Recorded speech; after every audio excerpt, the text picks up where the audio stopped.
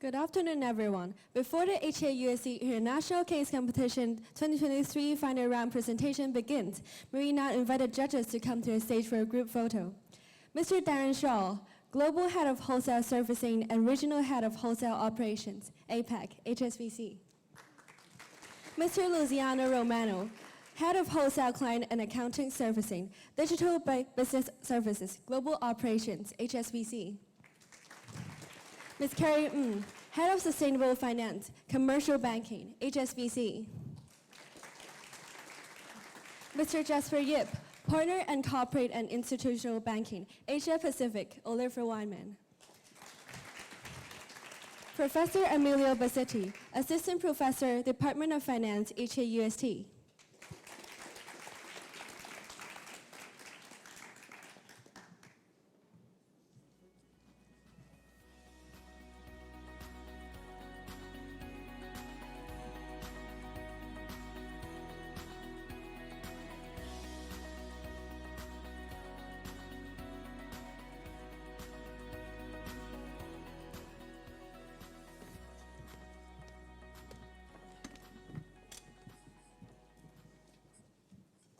Thank you. Please be seated. Good afternoon, ladies and gentlemen. HKUST International Case Competition 2023 final round presentation is about to begin. Will all guests please take your seats and turn off your mobile devices to silent mode? Thank you. Welcome to the final round of presentation of HKUST International Case Competition 2023. We are your MCs today. I'm Celia. And I'm Kate. We are both HKUST business students and also part of the student organizing committee this year. The HKUST International Case Competition is a premier business case competition in Asia, organized by HKUST Business School since 2003. The competition brings together talented teams from global business schools to compete for the championship in Hong Kong. This year, we have 12 teams representing leading business schools from Asia Pacific, Europe, and North America joining. HKICC serves as a valuable platform to promote teamwork, cross-cultural exchange of ideas, and sharing of experience among undergraduate students from different parts of the world. The cases highlight the strategic challenges faced by global business leaders. The teams have 22 hours to work on a case and apply their knowledge to complete their analysis. This year, we are honored to have HSBC to be our sponsor and our case company. Let's watch the corporate video to get to know more about the case company this year.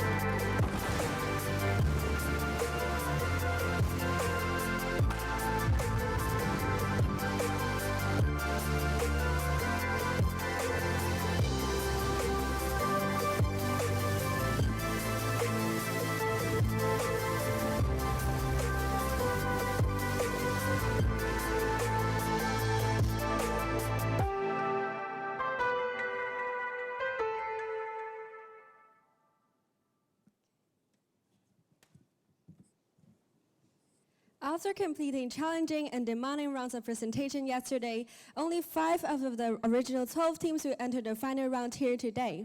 It is a great pleasure to introduce the 5 honorable judges for the final round presentation. They are Mr. Darren Shaw, Global Head of Wholesale Servicing and Regional Head of Wholesale Operations APAC, HSBC. Mr. Luciano Romano, Head of Wholesale Client and Account Servicing, Digital Business Services, Global Operations, HSBC. Ms. Carrie Ng, Head of Sustainable Finance, Commercial Banking, HSBC. Mr. Jasper Yip, Partner and Head of Corporate and Institutional Banking, Asia Pacific, Oliver Wyman. Professor Emilio Bassetti, Assistant Professor, Department of Finance, HKUST. In the upcoming final presentation session, each team will have a total of 25 minutes to present their analysis and recommendations. The teams will present without interruption during the first 10 minutes and the last minute. Judges may ask questions at any point after the first minute until the final minute, before the end of the allocated time. The presenting team must stop when time is up. No questions will be allowed from the audience. In order to ensure anonymity of the teams and impartiality of the judges, each team will be represented by a consulting name. The winner from each division of the division round and the winner of the challenge round will be the 5 finalist teams. Kate, do you know who they are? I'm really excited to know. Without further ado, let's invite Professor Veronique Levant-Benet, Associate Professor of Business Education and Executive Director of Career Development and Corporate Outreach of HKUST Business School on stage to announce the 5 finalist teams and to draw their presentation order today. Professor, please.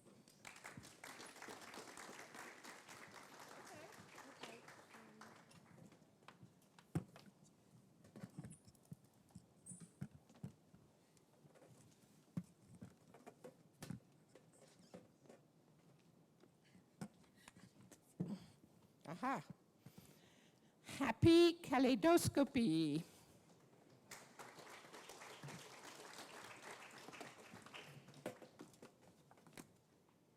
99 Consulting.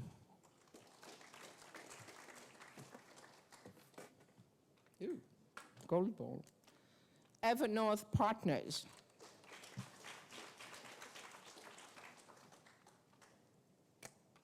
Tim Grizzly. Last but not least, Chris Associates.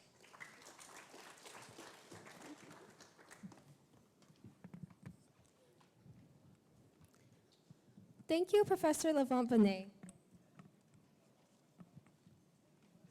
In just a minute, the finalist teams will be on stage to show us what they've got to compete for a championship. May we now invite Consulting Team 1 to come forward to the stage to give their presentation.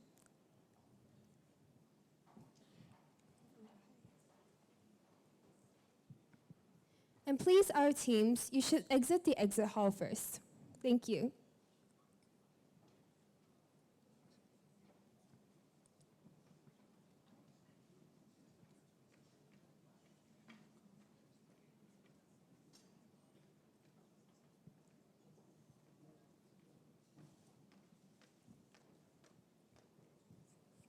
Hello? Check. Okay. Thank you. Don't check the clicker.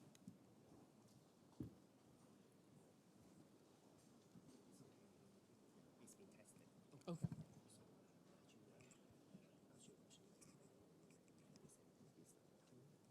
Sorry, could you repeat? It's okay, it's been checked. It's because ours broke the first round. Okay, so which one is this one? You can do it after. After? What? Yeah. Like shake hands with Forward, judges. backward. Okay, perfect. It's strong. Cool. Okay. Thank you. Do you want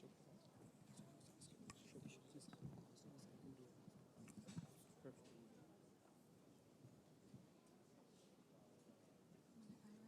Just get started. Are you ready? Yeah. You may start now. Okay. Meet Mr. Chen, Meet Mr. Chen, a Hong Kong-based SME business owner. He, like many SME business owners in Hong Kong, recognizes the need for a digital transformation, but feels that it's too complicated to do so, and that his old ways have served him just fine. How can we convince Mr. Chan to convert to our digital transformation? Introducing my team, Team Happy Kaleidoscope. We're here to tell you about our HSBC strategy to achieve our 80% adoption rate of online features. Starting off with the first part of our strategy, Hone, to combine all the numerous offerings that HSBC currently has into one single super app. Start, where we get SMEs like Mr. Chan and large corporations to get on board using physical touchpoints. Bolster, where we educate our clientele on the various offerings that we have, including through on-demand asynchronous services. And Continue, where we recommend more strategies to increase our adoption rate. Overall, the impact that we expect in terms of savings is about 186 million Hong Kong dollars. So, now that we know a little bit about our solution, let's take a look at the details. Thank you, Keanu. So let's talk about Hong Kong's perception for digital transformation and how far along they've come. The Greater China region is known for its high mobile and internet usage, and it's not surprising that it's the leading region when it comes to mobile banking adoption rate. Hong Kong, in fact, is in the top bracket with a staggering 91% mobile banking adoption rate. In comparison, the rest of the world is at 77%. Not only that, the Legislative Council of the Hong Kong SAR showed that 86% of the Hong Kong population believe digital transformation is the way to move forward and is a much needed business trend. These numbers show that the mindset required for a digital commercial banking transformation is present. All the people need is a slight push in the right direction. Mobile usage is high, but what types of apps seem to dominate the market? The answer, super apps. One-stop shop for all the features that you need and more. Super apps have gained widespread popularity all around the world, especially Asia Pacific. They have an active monthly user base of 2.68 billion users and a global market value of $61.3 billion, which is only expected to grow. Smartphone users spend 68% of their phone time on these super apps. Now, there are multiple reasons for the success of super apps, but one main reason is app simplification, which streamlines all the offerings, products, and services a company has to offer into one single platform that improves accessibility for those who are less tech-savvy, making it more efficient for them to use the app, and also benefits them by increasing transparency and improving their trust and loyalty. Firms also benefit by cutting sharply down on maintenance costs for individual apps. Let's refer back to Mr. Chan. Mr. Chan is a global wholesale trader. He wants to track his global transactions, and he'll use the trade transaction tracker for this. He also wants to analyze his business funds and forecast trends. For all three of these wants, he'll need to use three completely different platforms, and this is where he loses interest and, in the long term, faith in the company. And there's one solution for this, a one-stop shop for all commercial banking needs, the HSBC Executive app. The offerings you trust, simplified. All of these features belong to different platforms, and our goal is to consolidate them into one single app. Do note there are some features like workflow automation and business trends that require separate compatibility with desktop because they require integration with third-party apps like Excel. Thank you. Customers tend to prefer products and services that they are more familiar with, as the familiarity principle states. Mobile banking has been taking off in recent years, and many people now do banking mobilely on their smartphones. According to Bain, mobile banking experience had the highest correlation to overall positive customer experience, ahead of online banking and traditional channels. As a result, we believe that the best solution for all of this is to have the HSBC's executive app interface mimic that of a personal mobile banking app. As a result, business owners will be able to manage their finances just as they do their personal finances. In addition, UI and UX is also extremely important, as 34% of customers reported having switched financial service providers altogether because of a past negative digital experience. So as a result, UX and UI is also crucial into the success of HSBC's executive app. So we've consolidated all of HSBC's features into one single app. And because each SME has different needs and wants based on their industry, having everything in one app will provide a seamless user experience and save users time and energy. One of the biggest features of this app is the landing page, having the balance, spending, and saving statistics all listed below on the mockup. And this is important because these are the most important metrics that business owners use to evaluate the success of their business, and having easy, instant access to these makes for a better experience. And lastly, features will be organized and easy for users to find, so users will not be overwhelmed via the navigation bar, as you can see in the mockup above. So tailoring your customer experience to each individual customer is also a good way of retaining customers and building long-lasting relationships with them. Banking products leveraging personalization often see higher rates of return. In a study done by the Medium Design Journal, they said that those that invested a significant amount into the user research and designs found that their sales increased by up to 75%. And so personalization beyond personal details offers the customer value and shows that the customers are indeed valued by HSBC. And our system includes a bunch of modules listed, listing all of HSBC's different services, and users can download them based on whatever their industry needs or whatever their personal needs. And this can also work in a corporate setting, as these can be, certain modules can be restricted based on seniority within the company. So whichever business you are, whether you're a small business wanting to know more about the digital marketing trends, or Mr. Chan who wants to catch up on FX and other news to do his trading job well, the new HSBC Executive app offers something for everyone. Thanks, Sherman. So now that we've honed our offerings, how do we penetrate the market and really convert our customers to the new age of the HSBC digital market? So 75% of Hong Kong businesses acknowledge the importance of switching to digital banking. However, only less than 30% of them are actually willing to switch. Why is that? How do we close that gap? So according to Forbes, existing customers of a brand that they are loyal to are 1.5 times more likely to switch to a new product. With HSBC's customer base being very full of people who have been loyal for 5 years, for 10 years, this shows that we already have a customer base who is willing to change. They just need a little push in the right direction. That push is personalization. Personalization is becoming more and more expected of companies and is a great way to sell more complex offerings, such as banking. According to McKinsey, customers are 2.1 times more likely to find an offer important if it has been personalized to their personal needs and wants. Regardless of which portfolio management program that our clients are in, they will always have access to an HSBC manager. These representatives will deeply understand the customer's pain points and offer them a specific digital solution that will alleviate those problems. With a specific solution in mind, the clients will see the HSBC digital offerings in a new light, since it can be personalized to their own problems and life. Take an SME, for example. 86% of SMEs believe that they would be more successful if they had more accurate forecasting for their cash flows. With HSBC Market Pulse, we offered that and more, including customer analytics and market expansion, greatly exceeding those expectations. Corporations have a different set of opportunities, but HSBC is here to support them nonetheless. Many companies want easy integration with their own analytics platforms, and HSBC provides that through offerings of easily usable formats such as CSV. Now that we know what benefits that HSBC can provide to their customers, how do we get them to convert? There's two main blockers of that: skill uncertainty and risk aversion. With skill uncertainty, HSBC managers will walk through the clients with how to use the executive app and how to start their offerings, how to start using the offerings.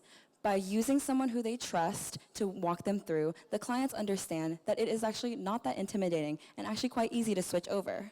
With risk aversion, we will use the familiarity principle that we covered earlier, showing them that despite the fact that the format has changed, it's still HSBC, the HSBC they know and love, and actually the HSBC they know and love and is very similar to personal banking, meaning it's not very different from what they know.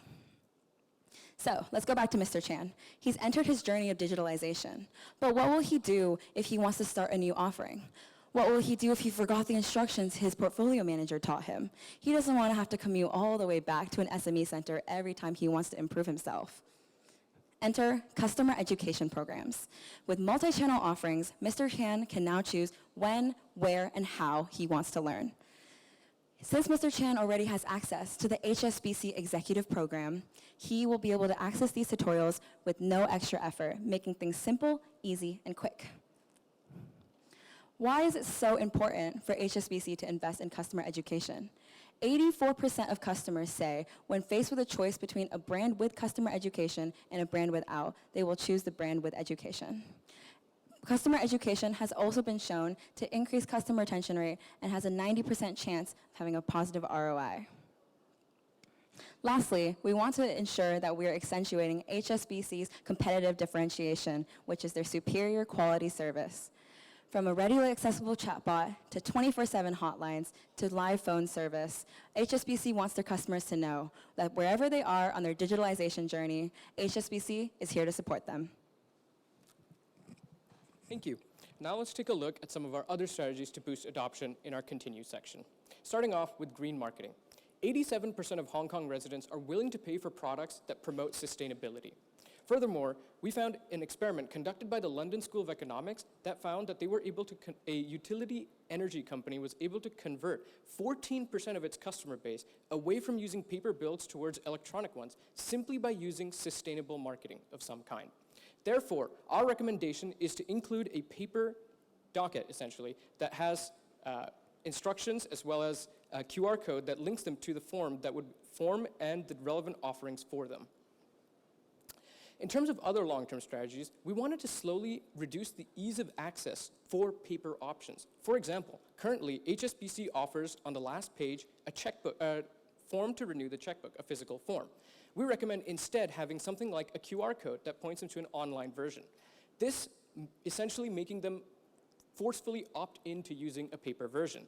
This kind of strategy has been shown to convert as much as 45% of the customer base towards digital transformation. Furthermore, we wanted to bring along some of these third-party users, like accounting firms, tax firms, or legal firms that are joined with these SMEs or corporations that are also using HSBC's information. We wanted to make sure that we can promote these businesses on our Business Go site. The benefit here being that a lot of these corporations spend upwards of 10,000 Hong Kong dollars on SEO every single year. They'd get the benefit of our online services as well as being able to be promoted on our site. In terms of future digitization, we wanted to highlight that HSBC already has a lot of online journeys. However, there are some account maintenance journeys such as client name changes, statement cycles, or generation of SWIFT statements that are currently done in other regions but are not done in Hong Kong that we believe would be beneficial to bring over.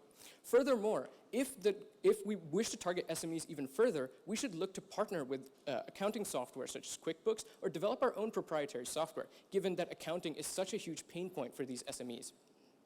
So, in conclusion, let's take a look at the overall impact of our strategy. We see about a 220% ROI and a 78 million Hong Kong dollar expected cost, most of which is spent on the super app. We expect about a 1.5-year timeline to develop this app, and we have included up to 7 years of a timeline in this section. A key risk that we wanted to highlight was that we might see a low adoption rate despite our in-person marketing strategies. However, we believe that this isn't as huge of a risk given that we have alternative strategies, like making sure to gradually phase out paper options. So, overall, we believe the HSBC strategy, the HONE, where we combine all the various offerings into one super app, customizable based on the customer's needs. START, where we use physical touchpoints to gain both SMEs and large corporations to start using our HSBC Executive app. Bolster, where we provide asynchronous options for these customers to learn our offerings and be more comfortable with our platform. And Continue, where we suggest some other alternative strategies to boost our adoption rate. Thank you very much for your time.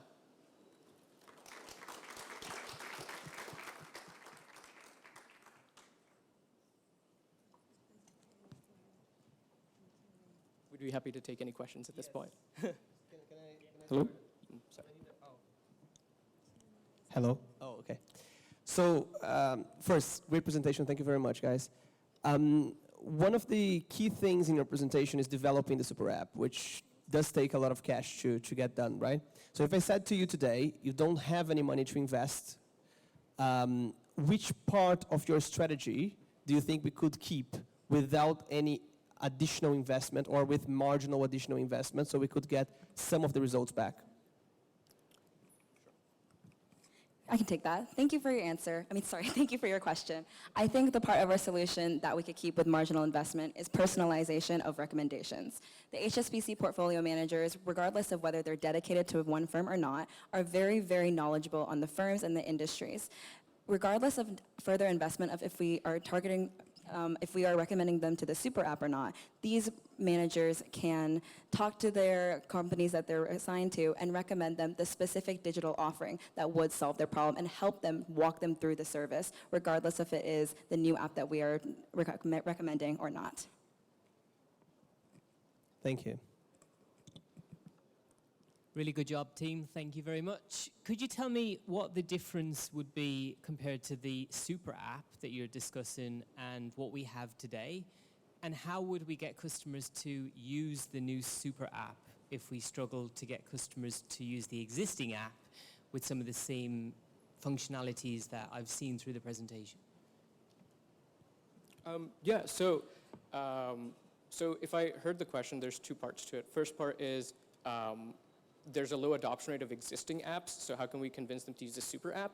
And then the second part was, I didn't quite catch. How would we get customers to use the app, i.e. to self-serve themselves rather than go back to the traditional way of popping into a branch or sending us a letter in the post? Sure. So the key kind of insight that we gathered was that the current offerings, it's very complex, especially for consumers that aren't used to some of these digital apps. And given that, especially the reason we emphasize kind of an education program is that a lot of these finance concepts are quite complex. For example, Mr. Chan, would be very used to doing a normal spot FX trade, but maybe doesn't know exactly what a floating rate is or what kind of currency swap options he has available to him. And so when he first opens like the current app, he wouldn't know necessarily what is the best option for him, what is he actually looking at. So the idea is basically we simplify it, make it similar to basically a mobile banking app that Mr. Chan is already using, and that when he comes into these physical SME centers, that he has someone to guide him through the initial steps of figuring out what is actually relevant for him in a complicated system.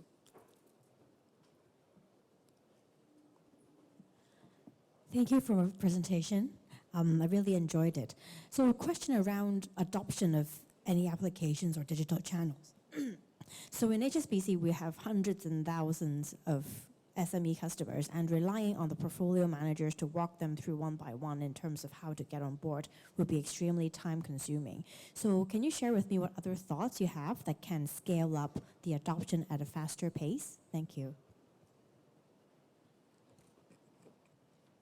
Right, thank you for your question. So this one-on-one method, we agree, does take a fair amount of time. It is mostly an introductory method for people who are already coming into the physical branches to begin with. So on average, we saw in the case that someone's meeting in the physical branch is about 30 minutes long. We believe that if they are already in the branch for that amount of time, adding on a walkthrough should not take more than like a couple extra minutes. For scaling up, we want to go by an industry standard where the HSBC representatives do visit like industry events, or they visit the actual companies themselves to make a presentation to the whole company, so we're not just doing one-on-one all the time.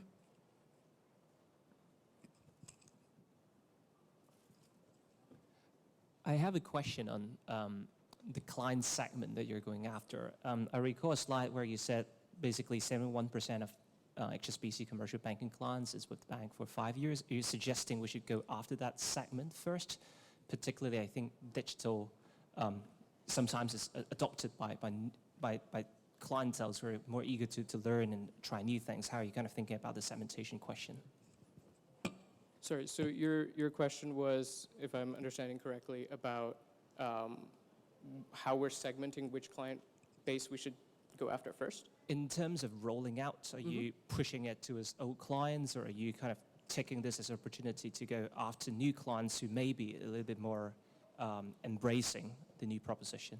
Sure. So we're slightly operating under the assumption that newer customers to HSBC will be more open towards digital transformation. We noticed also in the case that instead of being an opt-in option for digital transformation, newer customers are already enrolled in the digital kind of services. So we felt that that was a customer base that didn't really need to be addressed as urgently. However, the customer base that was older and more loyal, we felt was more urgent to address, especially given the size of that customer base. I hope that answers your question. Thank you. So you mentioned very quickly something about user security and access, right? That not every user would have the same access. In many cases, if we take away the SMEs, the complexity of the customers we're dealing with is extremely high. So we're talking about companies that are in multiple countries with multiple layers in the organization, etc. An app makes sense for an SME. So how would you sell an app for a company that has 32 offices in 15 different countries with 50 people in the CFO structure that would have to be interacting with HSBC on a daily basis? Sure. So I would say that there's two parts to that answer. The first part is that it's not only an app, as we mentioned, there's also an online portal, similar to what a lot of these corporates are already using. And the second part to this is that there'd be admin controls. Much like right now, all these corporations would have one admin that controls the user access for everyone else in the corporation, one or two admins that controls access, based on the relevant controls within the company itself. Thank you.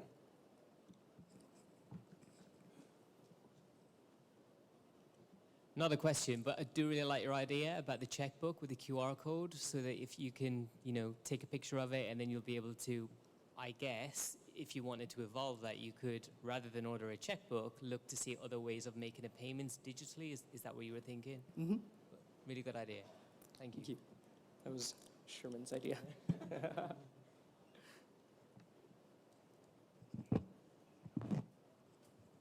I like that idea as well. And I guess jumping back to question, you also mentioned in Bypass that it might be a great idea to create a super app in a way that looks like the retail banking app. Have you looked into the adoption of the retail banking app? What works? What you should learn from the kind of rollout of the retail banking app? So just to get it right, your question was that retail banking apps seem to be successful. So like what inspirations are we trying to take it from that? It's also a question to you, and to what extent the retail banking app is successful, and to what extent we should learn from it, what we can learn from it. I feel one of the biggest successes of retail banking is just its user interface and how friendly it is for users who are not that tech savvy, who don't really understand like a bunch of like technical terms, for them to navigate the app. And that's where our biggest inspiration came from, to create the super app, to create something like that in terms of the user interface, where every feature that you need access to will be there in front of you. And we also do recognize that different platforms, there's a reason why there are different platforms existing, because all of the different platforms have different requirements.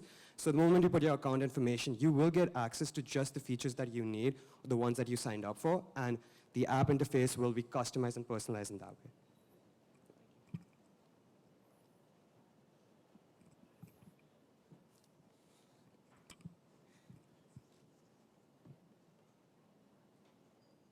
So there's a lot in here. So you've spent a lot of time, and you had 22 hours, and you did a really great job pulling everything together. But if there was one thing that you think that we really need to do from looking through the case study, what would it be and why? What's the most important thing that we can take away?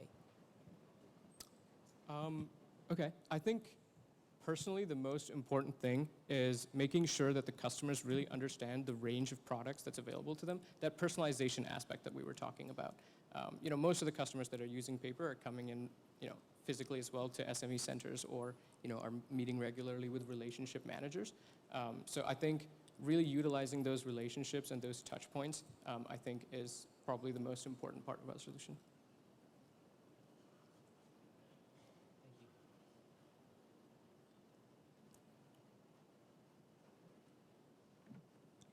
I'm just curious, how did you derive the $186 million saves?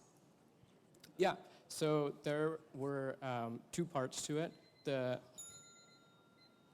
Am I allowed to continue? Okay. The oh. Okay. Time is up for the Q&A session. Now you can leave the stage. Well done, and thank you.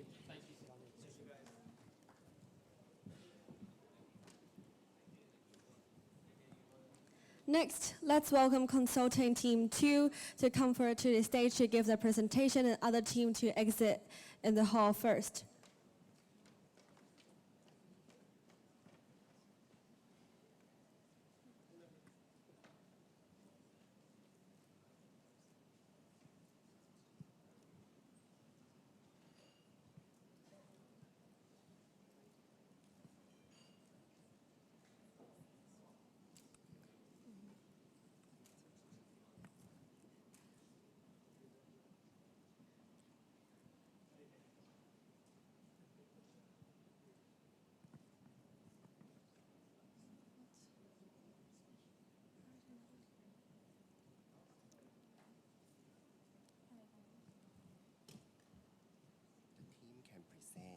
stay and watch after the presentation.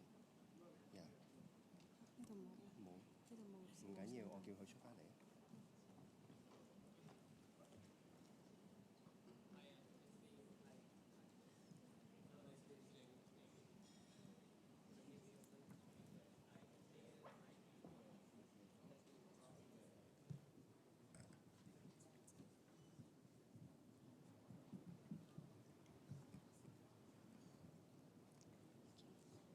Are you ready? Yes. You may start now. Amped Energy, Pacific Textiles, Chinacam Group, and Laws Group. These are just 4 of many examples of your diverse clientele here at HSBC, and also a broader representation of the diversity in the economy of Hong Kong as a whole. While these businesses may seem different in terms of the needs they fulfill and what they offer, they all have one important thing in common, and that is that they align with your core purpose here at HSBC of opening up a world of opportunity. Today, we are here to help you continue opening up that world of opportunity for your clients through increased digital adoption. Good afternoon, my name is Jamie Morgan, and I'm joined by my colleagues, Jeslyn Huang, Urvi Bajaj, and Win Noor. We make up 99 Consulting, and we are here to help you aim for a digital future.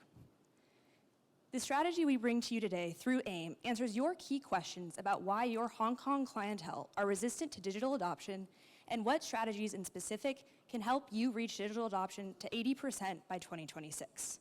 The answer lies in AIM, where you can adapt commercial centers so that your clients can learn in person how to best use your digital tools, moving on to integrating continuous knowledge about the benefits of these digital tools through various marketing methods, and finally, motivating auditors to use confirmation.com through subsidies you would provide. In total, AIM has the power to reach 85.2% digital adoption, savings of over 700 million Hong Kong dollars, and finally, just under 20% reduction in FTE work hours, all by 2026. To further inform AIM, we did a deep analysis of your current situation here at HSBC, and more specifically, your commercial banking and digital capabilities. The highlights that we incorporated into AIM are that majority of your clientele are made up of small and medium-sized enterprises, as these make up 97% of the business entities in Hong Kong, and specifically aligned with your 30% large market share. Additionally, we noted that you already have the great infrastructure in place to facilitate this digital transition with your many platforms and 23 digital journeys, and it's much more about communicating the benefits of these things to your clients. Finally, in terms of adoption context, we made a crucial distinction with the problem at hand and recognized that the issue is not about getting your clients onto these digital platforms, as you already have 85% digitally active clients, but it is much more about how to get these clients on the platforms using the methods and requests digitally to boost the adoption to 80%.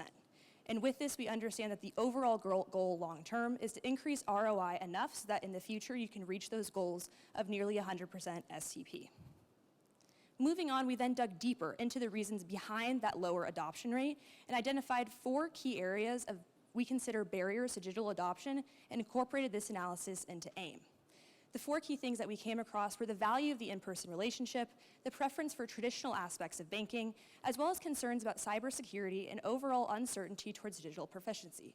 Out of these four, however, there was one most important factor that stood out and we thought we should incorporate heavily into AIM, and that is the reliance on an in-person relationship with HSBC and between them and your clients. What we took away from this is that the relationship managers and other service personnel have such an important role that this should be leveraged and utilized as a facilitator to transition your clients digitally. Lastly, we wanted to go over some of the alternative strategies we considered and ultimately the reasons that they would not be in your best interest at HSBC today. Things like offering financial incentives or general in-channel marketing have been done unsuccessfully in the past and ultimately don't point at the correct drivers of digital adoption. Additionally, a creation of an entirely all-in-one virtual commercial banking suite is something that would be heavily targeted towards new customers, which ultimately do not make up the majority of your customer base. And finally, we want to note that we do not recommend elimination of non-digital methods entirely at this time, as that goes against your motto of the concept of giving your clients rewards for transitioning digitally rather than punishing them into it. All of the considerations thus far lead us to the AIM strategy, where the key factor that brings together adapt, integrate, and motivate is focusing on your long-term customers and leveraging the in-person relationships that they value for the digital transition. I'm now going to pass it off to Jasleen to introduce Adapt. Thank you, Jamie.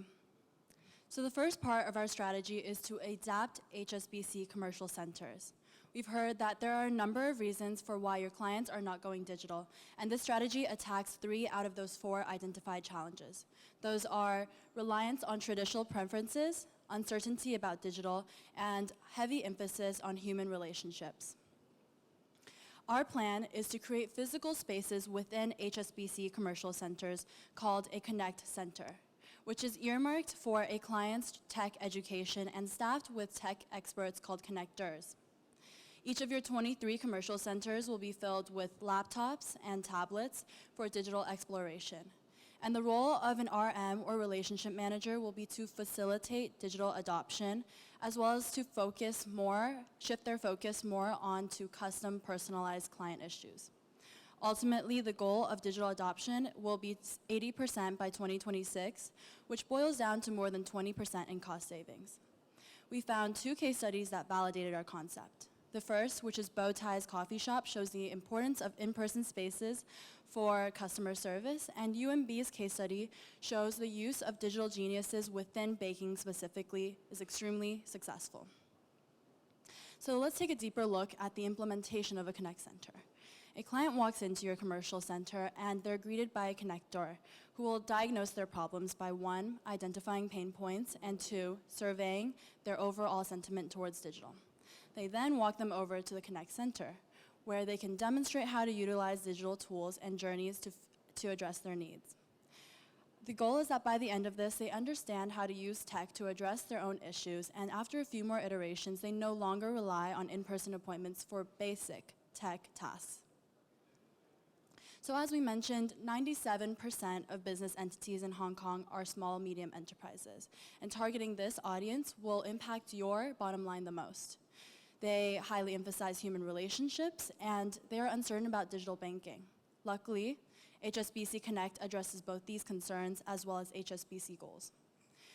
For you, you are able to take advantage of synergistic opportunities.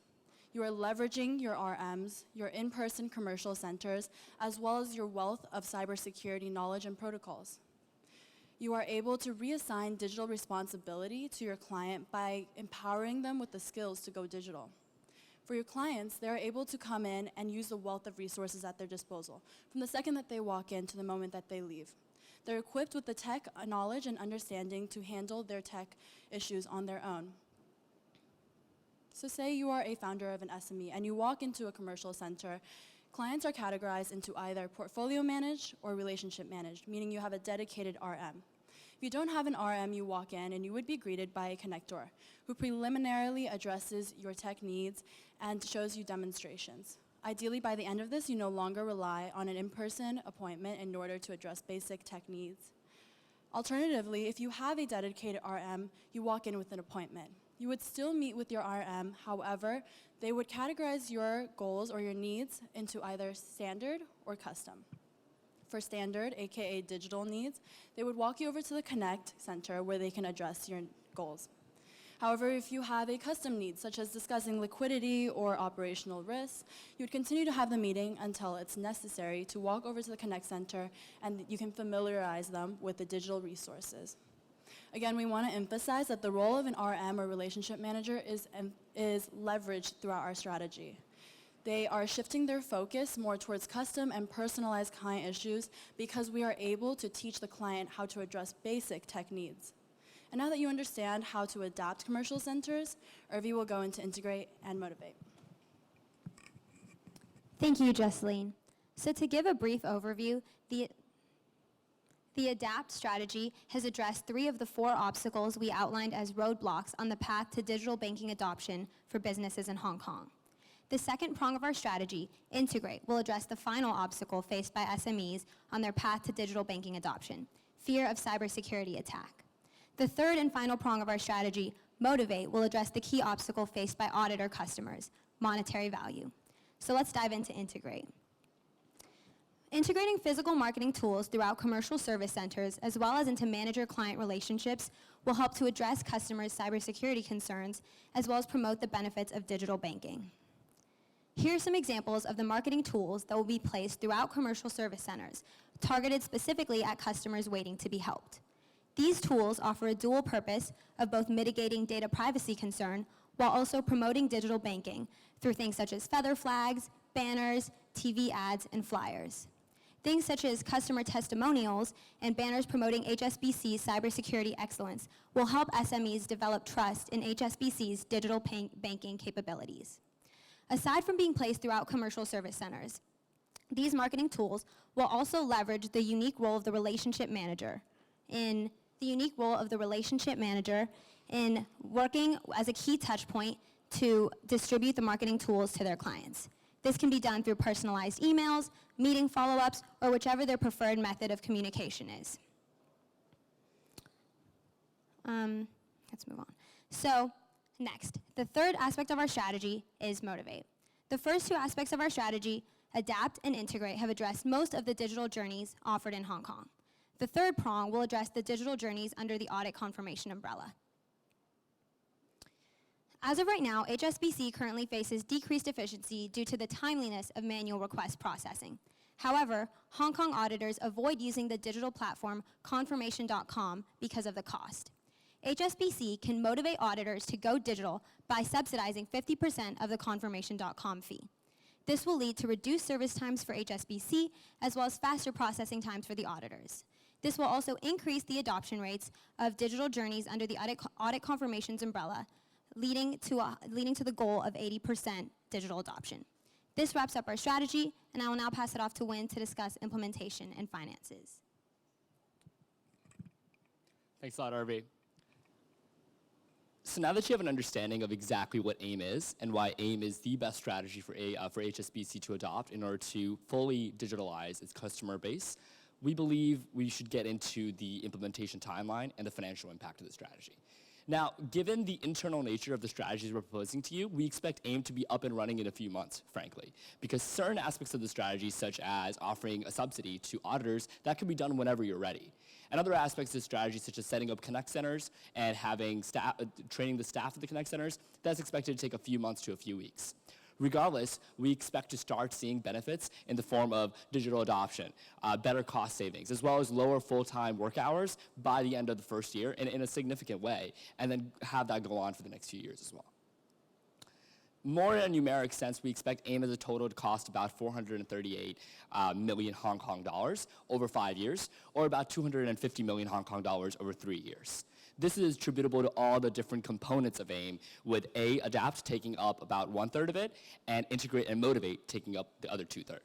On the Adapt side, the costs include things like additional staffing for the Connect Centers, having training for the trainers of the Adapt Centers, having physical space adjustments to stores, or just other client training resources that might need to be purchased. And then on the Integrate side, obviously the largest cost will be the 50% subsidy that we will now be providing to auditors to use confirmation.com in order to truly help them digitalize. In addition, we foresee potential costs for marketing, new promo, maybe some new adjustments to digital platforms. But that 438 million Hong Kong dollars in a cost is not all we're bringing to you financially. We do expect a lot of benefits to start off very, very strong in the first year alone, expecting to see almost 451 million Hong Kong dollars in cost savings in 2024, and we expect that number to rise to 758 million Hong Kong dollars by 2028. Where are these enormous numbers coming from? Well, the opportunity for cost saving is simply based off the fact that there's a plethora of ways that costs can be saved with digitalization. We found reports from McKinsey, from PwC, from the greatest industry leaders that showcase that things like in-person transaction costs, paperwork and documentation, need for risk management, need for in-person marketing, these costs can be significantly lowered with digitalization. And obviously, to mention lower salary expense for full-time employees as well, as that number goes down. As a whole, we foresee finances to be running off of one key factor, and that's overall digitalization. And that's what we're bringing to you. With AIM, we expect digitalization to go from the current under 50% to 60% within 1 year. And then we expect that number to rise to 85.2% by 2026, which surpasses your goal of 80% adoption. With that being said, I'll hand it off to Jamie to close this off. Thank you, Win. So now that you've heard in detail about the AIM strategy from concept to the financial impact that Win just talked about, we want to bring it back to the highlights. And that is that you can adapt your commercial centers so that your clients can have an in-person learning experience, followed by integrated knowledge through marketing methods about the highlights of your digitalization, and finally, motivating auditors to use confirmation.com through subsidies. The key thing here, however, is that this not only leads to those financial and cost-saving impacts that Win just touched upon, but it brings you at HSBC back to your core purpose, opening up a world of opportunity. Thank you, and we would now like to yield the rest of the time to answer any of your questions.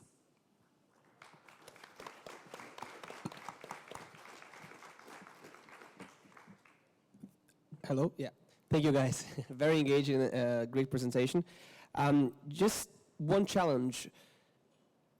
Branch footprint has been reducing consistently year over year, and we have also saved maybe even more than that amount by closing down branches and reducing the amount of face-to-face communication. Our customers also, in this digital strategy, they don't want to go and see the people in the branch face-to-face.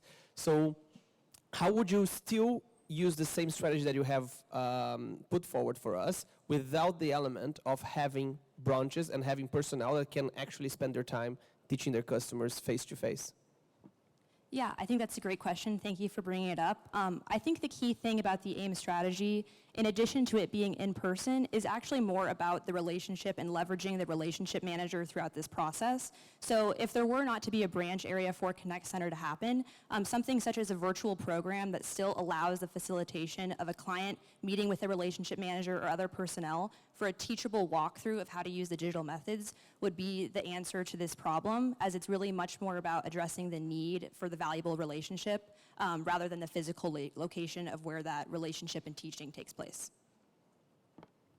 Thank you. Hi, well done, everybody. Really good job. First question. You talked about communicating the benefits of digital to our clients. How would you go about doing that? Thank you. That's a great question. So there are a couple aspects that we touched on. Firstly, the marketing placed throughout the commercial service centers would be the key to this. And as mentioned, if it was to be virtual, this would be done through personalized communication with the relationship manager. But in person, in the commercial service centers, these marketing tools would be placed everywhere, emphasizing the functional benefits of digitization and also some concerns they could have regarding cybersecurity. Furthermore, in their communication with the relationship managers and the people at the Connect Center, these digitization benefits would be further expanded on and emphasized to clients. They could always ask questions. Thank you. And have you thought about the people that just don't come into a branch and maybe just send it through the post? How do we communicate the benefits of digital to those customers? Yes, that's a great question. So we did consider a proactive marketing approach also embedded into this, where the relationship manager would be able to send personalized messages to their clients or however they prefer to communicate with their client, but just sharing the same marketing tools via those methods to, again, expand the reach and reach those customers. Thank you. And one more. You talked about the elimination of digital methods not being a good thing for us to do. I'm curious to know why we shouldn't. Yes, thank you for bringing that up. What we were referencing in the beginning is that we don't believe eliminating all non-digital methods right away is the best way to go, given the reliance on those in-person relationships and really the value that your clients currently see with the in-person aspect of that. However, we don't think that that is an option you need to entirely eliminate at all from the future, as we know your overall goal is to reach that 100% or nearly 100% of the straight-through processing methods, and we believe that can be achieved through a more gradual process of holding the hands of your clients and teaching them how they can use these digital adoptions so it feels like they themselves are moving towards that rather than being forced into it right away by that total elimination sooner than necessary. Thank you for the presentation. So the users of our branches typically would be, account managers, clerks, etc., who doesn't really have decision-making powers. But the people we need to influence are actually decision makers who can then change the way they bank with us. So how would you bridge the gap to communicate directly with the right people within the client organization so that we can influence adoption of digital channels? Thank you. That's a great question. I can start off by answering that. I think the beauty of the AIM strategy and the Connect Centers that Jesseline was explaining was the self-taught approach. So each individual at the Connect Center would walk through, as you said, whoever's coming into the branch and teach them that approach so that then they now have the ability and the knowledge to do it themselves or to share with, as you said, whoever they need to influence a higher up position. So that way the knowledge can be transferred through the person that's coming into the branch from the individuals at the Connect Center. And to add on to that, we're expecting professionals at HSBC to also have relationships ideally with those higher up decision makers. So then they can also send marketing materials and kind of the benefits of digitalization to those decision makers as well. Kind of bridging the gap and kind of hitting both ends of the kind of the ladder.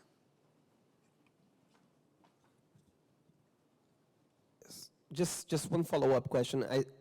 One of the quotes that you included in the presentation was one gentleman that has a company and says that digital payments has saved him I don't know how much time, right?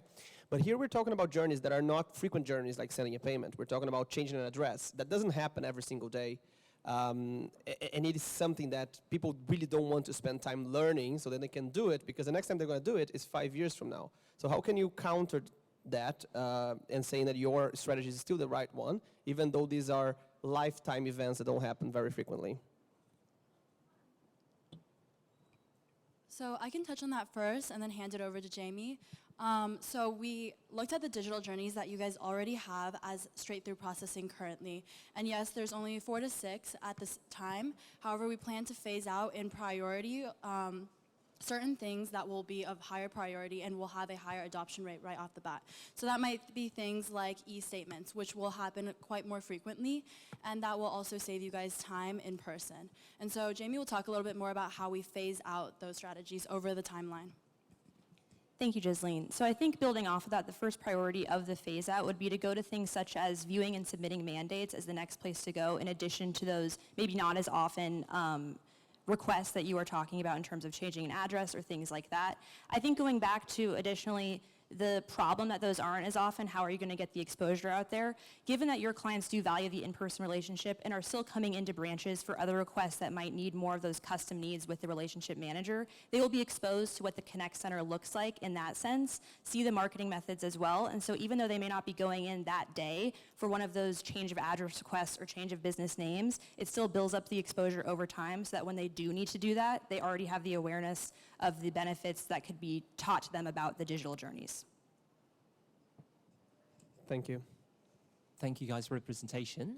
I got a question on your strategy to motivate the auditors to use confirmation.com.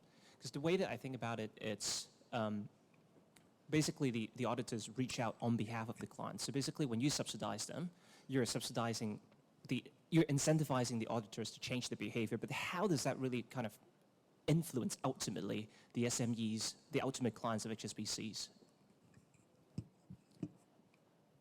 Yes, that's a great question. So in regards to influencing not only auditors, but also who they're reaching out on behalf of, we try to hit up essentially the main driver for the auditors, which is cost, right? When we looked at what HSBC was doing originally, which was just charging a kind of a flat fee, we came to learn that the addition of confirmation.com was charging enough additional that it kind of carried over to the original, to the SMBs as well. So that cost transfer from not just the auditor, but to the original client of the auditor, we do think there's some kind of cost transferring over. And so by offering the fact that now this process will be cheaper for the auditor, we expect that the process will be cheaper for the auditor's client. In addition, we expect that because the process will be quicker for the auditor, it'll be quicker for the auditor's client. And so we're kind of hoping that that transfer through is enough for them to be able to convince their clients that this is the better thing to do now. I can walk you through the kind of the numbers of it as well if you're interested. Okay.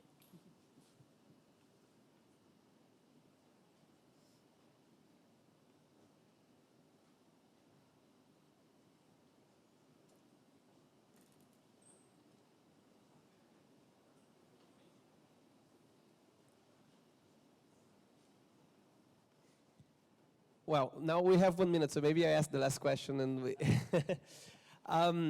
in terms of the saves, very quickly, can you just help us? You put some percentages there of saves, right? But how did you arrive at the actual number, right? How do you apply those percentages to the actual cost that we currently have to arrive at the 750 or $731 million that we're going to save over the amount of time?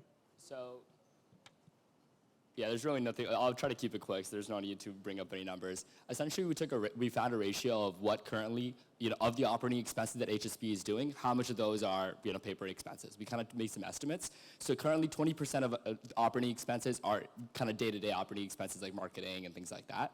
And then we found reports out there from industry leaders about how those can be kind of decreased. McKinsey stated in 2016 that digitalization can improve operating expenses on a day-to-day, mundane basis, or for day-to-day tasks by 20 to 30%, contingent that they're rolled out over a period of time. So we expect that 20 to 30% to be doable in 5 years. Thank you.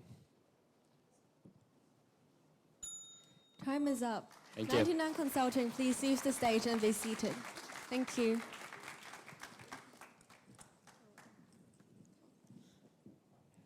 To continue with our presentations, let's welcome Evernorth Partners to give their presentation.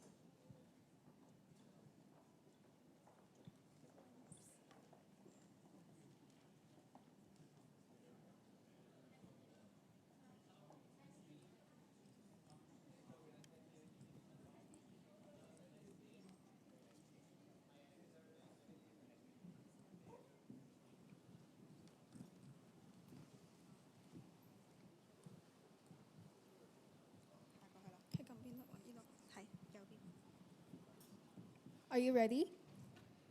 You may start now. Countless deadlines, piles of documents, and back-to-back meeting agenda. If I have to use a word to describe the workflows in Hong Kong enterprises, it's busy, busy, and busy. Therefore, even if there are any decision makers who are interested in HSBC digital offerings and they find it so hard and so struggling to actually squeeze out their time to look into what it actually offers and how they can implement it in their business. But imagine, if today there is a solutions that can guide them step by step to actually adopt these fantastic offerings that will make their life so much easier. And this perfect solution will also align with HSBC's ambitious goal, which is to increase their digital adoption rate. Good afternoon, everyone. My name's Angel, and today with my colleagues, Daria, Tiffany, and Tommy, we are incredibly excited to present you our two solutions. With HSBC Transformer, we'll be able to act as an advisory role to assist the large corporation decision makers to adopt HSBC digital offerings. And with HSBC VoiceMate, we'll be able to provide the AI-powered voice assistant to provide the round-the-clock guidance to the SME decision makers to set up their digital journey. And with all this being implemented, we'll be able to achieve 71% adoption rate. And by taking the next step, HSBC can easily bridge the gap and achieve 80% adoption rate in the future. HSBC have an extensive offering of the beneficial digital solutions. And therefore, HSBC should continue to invest in it and to amplify its brand values to the customers. However, despite their ongoing marketing efforts, the results could have been better. And the key of improvement actually lies in our understanding about what our target audience are thinking. Right now, in Hong Kong's business landscape, there are two types of decision makers: those in large corporations and those in small to medium enterprises. Now, let's first dive into the perspective of what the CFO in large corporations are thinking. As a CFO, when we are considering the new plans and new projects, we need to think about how much impact it has on our current business structure and business model. And we also need to understand the underlying risk and the underlying uncertainty. And therefore, HSBC should provide the clear visualization of our digital offerings impact and provide the most visible implementation plan for them to easily adopt our offerings. And now, let's shift our focus to SMEs. As an SME manager, we probably are more concerned about the difficulty when we are adopting all these digital solutions. And therefore, HSBC should provide the most direct and the convenient ways for them to set up and to adopt the digital offerings in HSBC. And considering every situation in the business landscape in Hong Kong, our key question today is, how can HSBC effectively target the decision makers' needs in different business structure and drive digital adoption rate? And now I pass the time to my colleague, Daria. Thank you, Angel. So to roll out the new and amazing digital features offered by HSBC, HSBC has done a lot of in-channel promotion like email and pop-up messages to drive their users' awareness in digital offerings. And we also believe that our relationship managers has tried to promote these offerings to their corporate clients. But to key decision makers receiving this information, like Jenny, a group head of finance at a large corporation in Hong Kong, even though she is aware of these digital offerings and fragmented promotions, she cannot simply make a decision in a minute, because asking an accounting clerk to change the way that they manage transactions may actually affect how other departments submit their documents. And Jenny is exactly in the role of planning and coordinating all these issues. So when there's already a lot to manage, and when the existing relationship managers already provide such a fine service, why pay the effort to make the change? But no, we believe in the societal trend and actual positive impacts of digital transformation. And therefore, we would like to take the step further to help tackle her challenges and bring the change to her business. What Jenny needs is actually someone who can take the burden off her shoulder, help her quickly realize what these features actually mean in her operations, and how will this be beneficial to her business. And this is exactly what we do at HSBC Transformer. We would like to propose a new way of engaging with corporate clients, do a full case analysis, customize and target on the digital features that would actually be cost-effective to the business, and very importantly, take a step further to propose a full implementation plan on operations beyond finances to empower our business leaders to drive change in their organization. And to achieve this, our relationship managers would need some external help from consultants to expand their scope of professionalism from financial products into process management and change management.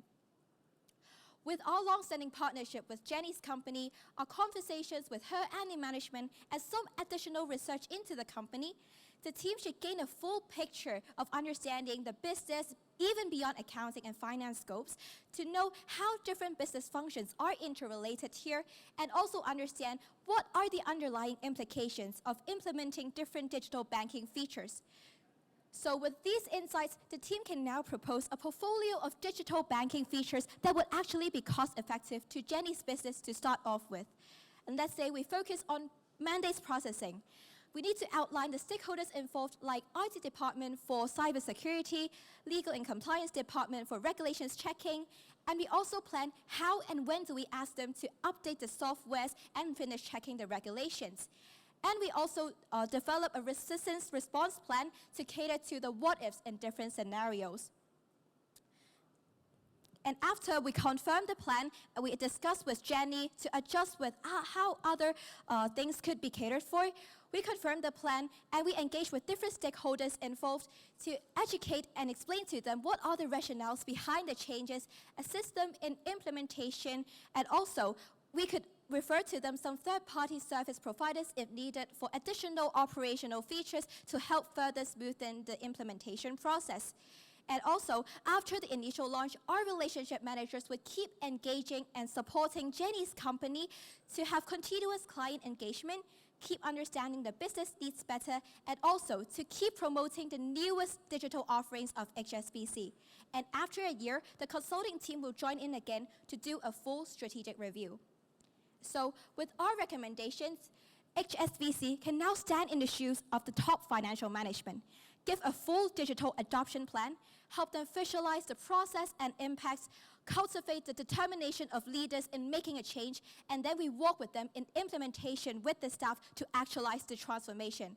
So now, the relationship managers do not just promote the perks offered by HSBC, but rather a full, feasible digital transformation journey that would actually help businesses grow. And now I'll pass the time to Tiffany for our second recommendation. Thank you, Daria. Last week, I visited a local leather trading company in Hong Kong. I saw a piles of letters on the manager's table. And I asked him, what are they for? He told me that they're all for bank transactions, each letter per one transaction. And I was like, why? Isn't that, can be digitalized? There are HSBC that are already offered here. Why can't you just digitalize everything and making everything work quickly and effectively? And he told me that, yeah, he knows digital methods are great, but it's really difficult for an old man like him to learn how to use it. And he doesn't know where to start to learn to use them. And therefore, someone like him, like a manager from an SME, he can just turn to the hotline services because he doesn't even have an RM. But he also told me some pain point he faced would be having a very long waiting time to access to our hotline services. And these pain points remind me and let me ponder what HSBC can actually do to help this group of SME entrepreneurs. Ladies and gentlemen, I'd like to proudly introduce you to HSBC VoiceMate, a voice assistant AI in our hotline services to partly automate our customer service center as well as facilitating the digital adoption for the SMEs. We'll adopt a human-like conversation and a step-by-step guidance to help our customers to actually adopt our digital services. There are many more other beautiful features, but let me first introduce you to them by the use cases of Jasper. Here's a case study that we can further look into during our Q&A section. Imagine if you're Jasper, a 55-year-old CEO of a leather trading company in Hong Kong. Whenever you have to just update a little signature, you actually have to either mail the HSBC or actually have to call them, and takes a long waiting time. But now, this can be tackled by VoiceMate. After calling to the hotline, VoiceMate will be served to you immediately in Cantonese and a slower speaking speed to actually help you customize by your language and speaking speed available. This will actually cater a lot of needs of the current entrepreneurs who are from SMEs in Hong Kong. Secondly, a step-by-step verbal tutorial will be provided to VoiceMate immediately and access to online mandate processing services. Also, an actionable summary in email will be immediately provided after call to make sure that you actually capture all the content that are mentioned in the tutorial and in the call, as well as having an actionable button which will enable you to immediately get into the transaction process by just clicking confirm. We believe that this simple education and convenient touchpoint will enable more entrepreneurs like SME and like Jasper to do digital adoption with HSBC. Last but not least, after they having their first digital adoption with HSBC, finding it efficient and convenient, they will be able to adopt many more other services by self-learning and using our VoiceMate option. After all, after prompting their first and ever after digital option, Jasper will be able to adopt knowledge and skills and learn how to use STPs. And they'll also have access to convenient touchpoint to know where to use our digital services. The most importantly is that like SME entrepreneurs like Jasper, who never have an RM to serve them, no longer have to take a long waiting time with our hotline services. Now, they can just do everything with our digital services and help HSBC to facilitate our digital adoption rate to 71% in 2026. Now, I'll pass the time to Tommy to further elaborate on that. Thank you, Tiffany. Now moving on to impact and financials. So first of all, our strategies are actually aligning with HSBC's 4 pillars. First of all, we will be increasing the digital journey utilization rate all the way to 71%. And it's actually very flexible. With extra resources, we believe that it's very easy for HSBC to bridge the 9% gap.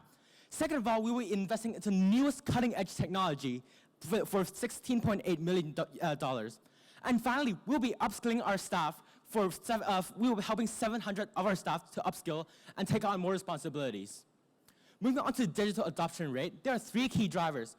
First of all, through continuously maintaining a reasonable investment level, we believe that this can naturally drive people into using our digital journeys. Second of all, through having corporates completely integrate our services into their infrastructure, we believe that this can significantly drive the digital adoption rate.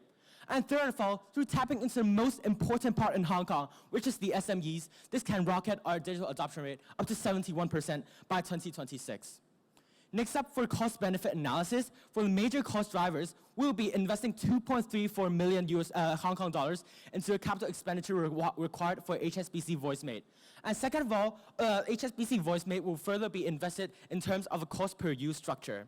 And third of all, the labor cost for HSBC Transformer can actually be incurred to our corporate customers instead. Regarding our implementation plan, we're going to be implementing our strategy step by step with a full rollout by 2024's fourth quarter.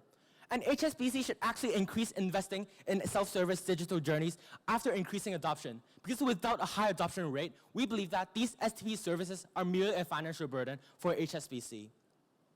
Hong Kong is a very special place where SMEs and large corporations grow with a strong financial backbone. And HSBC, being the most dominant player inside the banking industry in Hong Kong, has both the ability and the obligation to push for digital innovation as well as increasing the digital adoption rate. With our strategies, we can change the mindset of the corporate decision makers as well as providing a direct way to convert customers from our traditional touchpoints all the way to our digital journeys.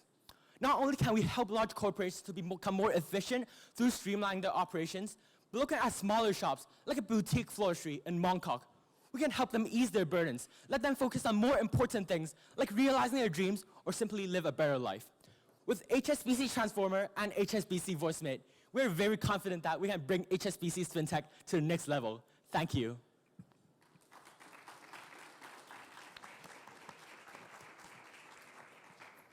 Thank you. I'm happy to start first, just given I'm being summoned upon for so many times. Thank you for awarding me a letter trading company. It's something I learned today. So in the serious side, I like the idea about kind of combining consulting and transforming large corps, just kind of coming from my background. One thing that I would love you to walk me through, it's a lot of these large corps by nature are multinational companies, right? So they could be here in Hong Kong, headquartered here in Hong Kong, but somewhere else. How do you actually cascade down that message from the headquarters on, who buy into the solution to, basically the guys kind of really running day-to-day operations sitting here in Hong Kong who, may have very different priorities? Thank you so much for your question. And so as for our consulting recommendation, we will be having firstly our originally relationship manager who is already in touch with the company for a very long time, and we also have some external consultants and some group strategy professionals from HSBC. And so since HSBC is such a global corporation, we have expertise in understanding the markets in different regions, and also we have the regional relationship manager who is very familiar with the business of the large corporation. And so in developing the plan, we could actually analyze the full business structure and business model of the plan and see how HSBC's digital banking service can fit into different segments of the business. And throughout the process, it's actually very interactive. We will have discussions with the group head of finance or maybe even other stakeholders involved, like we mentioned just now, and to develop a fuller implementation plan that would cater to their diverse needs. Thank you. Hello, I just want to say well done. I think you did a really great job. I like how you engage with each other and nod along as each person is talking, and really good eye contact. When I hear what you've got to say about HSBC VoiceMate, are you saying that that is something that every customer would use? Is that how they would service their account through VoiceMate, and that would be the only way that they would interact with HSBC, or is it another option? Please go to the slide on the case study of Slant AI. Yep. Thank you so much for your question, and this is something that we would like to further elaborate on.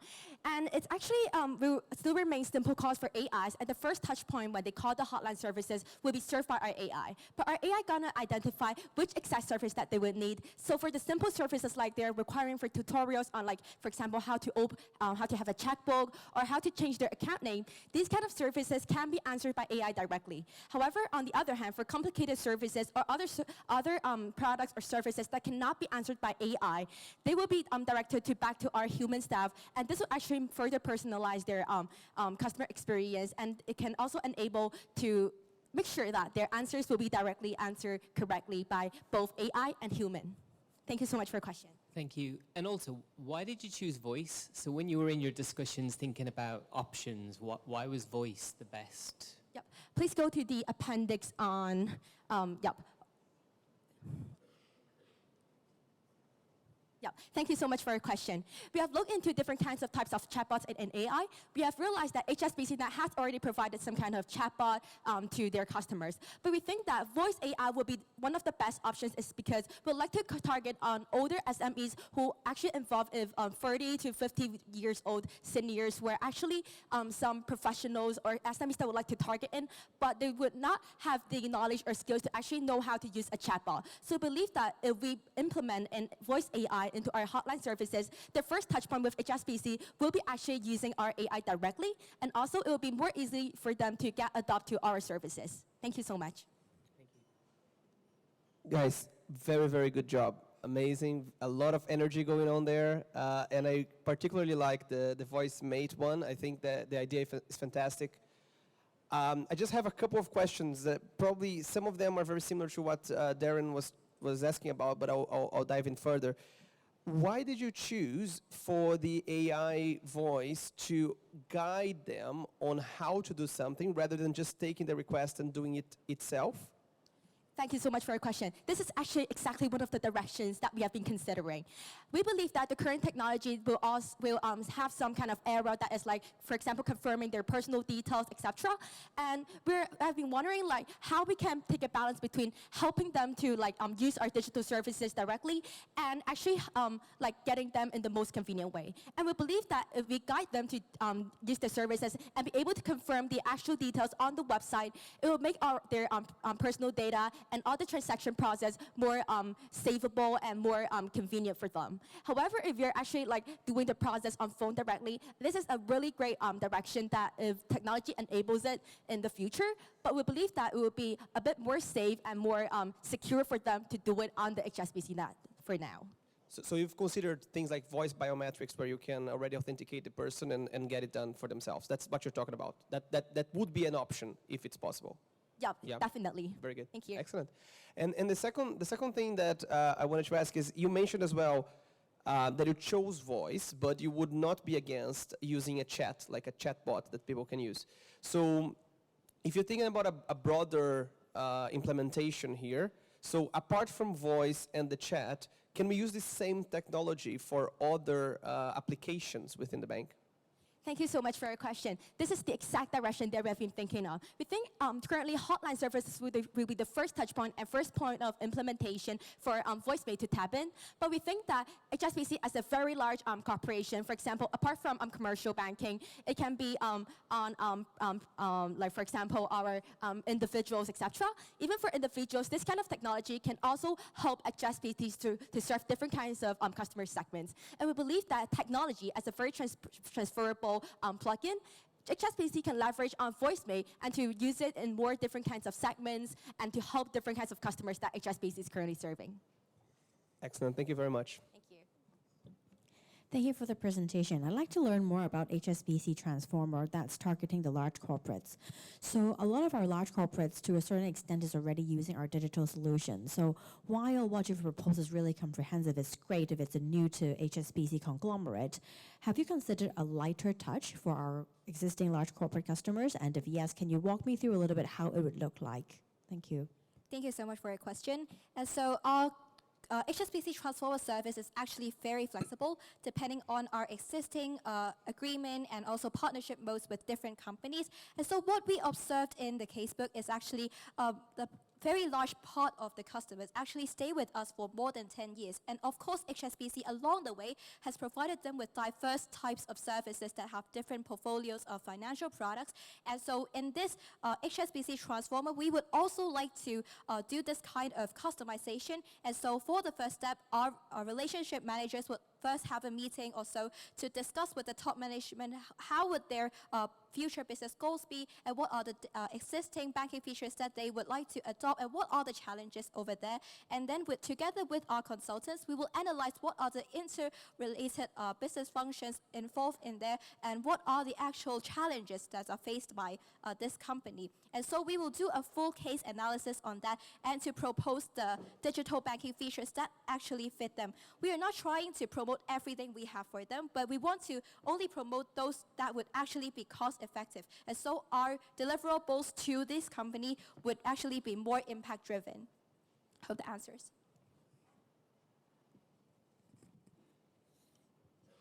How would you encourage somebody like Jenny to take advantage of HSBC Transformer? And like, what would be in it for her? What are the benefits to Jenny? Thank you so much for your question.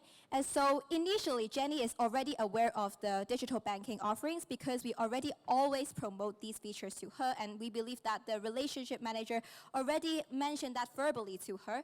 But we see that it's actually some kind of fragmented promotion, and also Jenny may only be aware of these amazing perks, but she's not able to relate that to her business. And so as a CFO, she wants the company to drive forward and grow better, but we are here to help her accelerate the process, help her think through what are the implementation steps behind, and help her think in her shoes, what are the interrelated business functions involved, and help her lubricate the decision-making process so that she could quickly see what she needs to do with different department leaders and drive the change forward.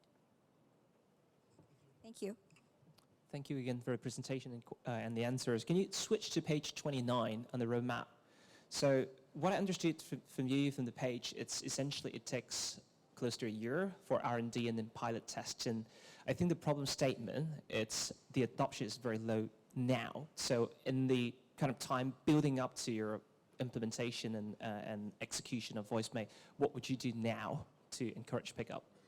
Of course, especially for SME, since VoiceMate is targeting SME more, we believe that HSBC currently already has the capability because as we know that HSBC is currently already partnering with Google Bard.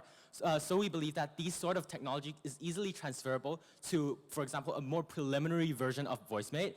For example, currently, since the waiting time is so long, if the waiting time is too long for the SME customers, perhaps we can switch them towards a more simpler version of a voice bot instead of the one that is being more developed in our case. So we believe that this can ease in the situation a bit at least. And then when it comes to the full implementation, we believe that the impact can be fully projected.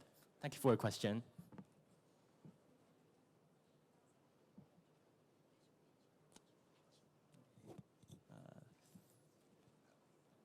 We don't have time for another question, so thank you and very well done. Yeah, thank you very much. You may leave the stage and be seated. Let's take a 15-minute break and we will have our next round presentation soon. See you soon.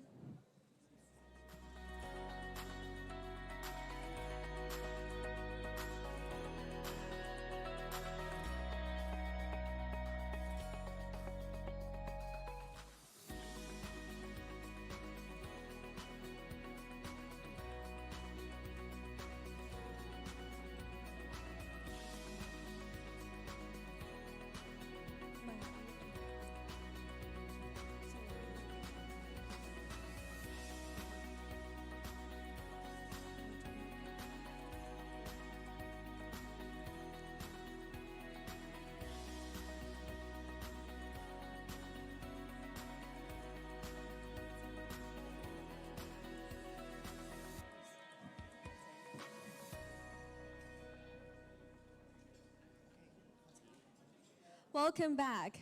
Let's invite Team Grizzly to come to the stage and present their recommendations.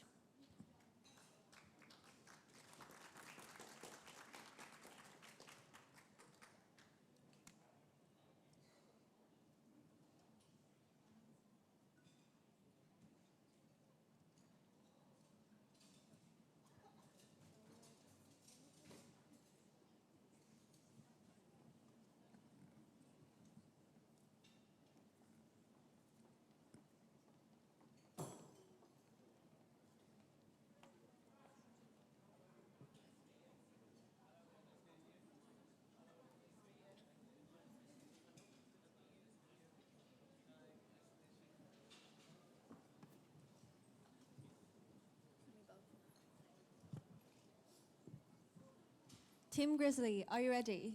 Yes, we are. Please start. Hi, judges. I'd first like to start off by thanking you for taking the time and giving us the opportunity to present to you today in the vibrant city of Hong Kong. Now, as for our concern of accelerating digital transformation for SMEs, we plan to educate, innovate, and restructure for HSBC. Now I'd like to give our team a chance to introduce themselves to you. Hello, my name's William. Hi, I'm Kavi. I'm Karen. And my name's Leo. HSBC has reinformed and restructured all of Hong Kong's banking systems. HSBC has offered a technology-driven, client-centric solution for all SMEs here in Hong Kong. HSBC has built client-centric relationships, which is the absolute point of our presentation today. So with the goal of 80% digital adoption target by 2026, HSBC has invested $82 million in digital self-service journeys. With this investment, they estimate up to 9.1 million in overall reduction costs. So in order to achieve this reduction, what must our focus points be? So our focus points first are that digital banking concerns with our clients. Our clients are concerned with their data privacy as well as the unfamiliarity of their digital banking. Secondly, although we know that we add value to our clients with time saving and data transparency at the touch of their fingertips, we must communicate this to our clients. Lastly, the target client that SMEs have the highest potential impact on ROI. So ultimately, what is the central question? How can we get SMEs to adopt HSBC's digital banking platform? So in order to do this, we recommend a three-step approach. First, we're going to increase adoption through customer education. Once we have educated the customer and they're starting to use our app, we're going to bolster the value proposition with innovative STP solutions. Once they're using the innovative STP solutions on the app, we're going to encourage digital banking by gradually reducing in-person services. So next I'll hand it to Kavi to talk about how we came to this conclusion. Awesome, thanks Karen. So when determining what strategy to pursue, we benchmarked our strategy against 4 alternatives using 4 different criteria. So first, looking at financial feasibility. Second, looking at how our strategy bolsters our value proposition. Third, looking at customer reach. And then lastly, looking at how our strategy impacts the customer. One of the strategies we came close to pursuing was virtual RMs, which would look like expanding our RM servicing online and hiring more RMs to focus on all of our small, medium businesses. However, we ultimately decided not to pursue this because of the high upfront investment cost it would take to hire additional RMs, as well as the infrastructure investment to adopt these services online. We ultimately chose our strategy because it was the most financially feasible across all of our alternatives, as well as because we were focusing on the STPs, it was more accessible and scalable. So before diving into our recommendation, I'd first like to take a step back and talk about our target demographic, which are small and medium enterprises. So let's take the example of Gia. Gia is a 25-year-old cafe owner in Hong Kong who has a few specific needs and pain points that she needs to be addressed in order to move online to HSBC services. She cares about her relationship with her customers as well as her bank. She cares about the time she's taking with her banking services, as well as the support and accessibility of services from her bank. Gia has 2 main needs and 2 pain points that our strategy aims to address.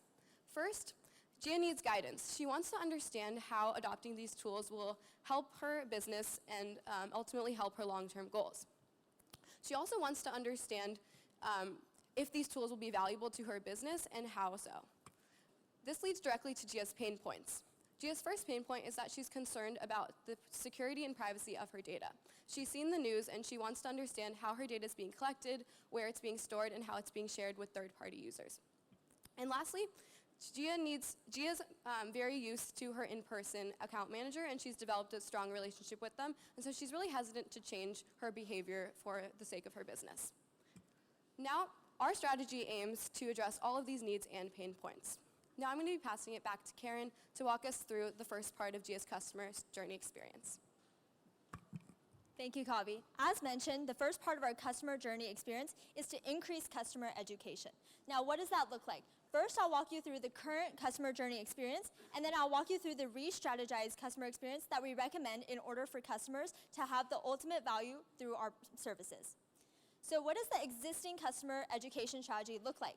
So when our customers have issues, they contact the customer service staff.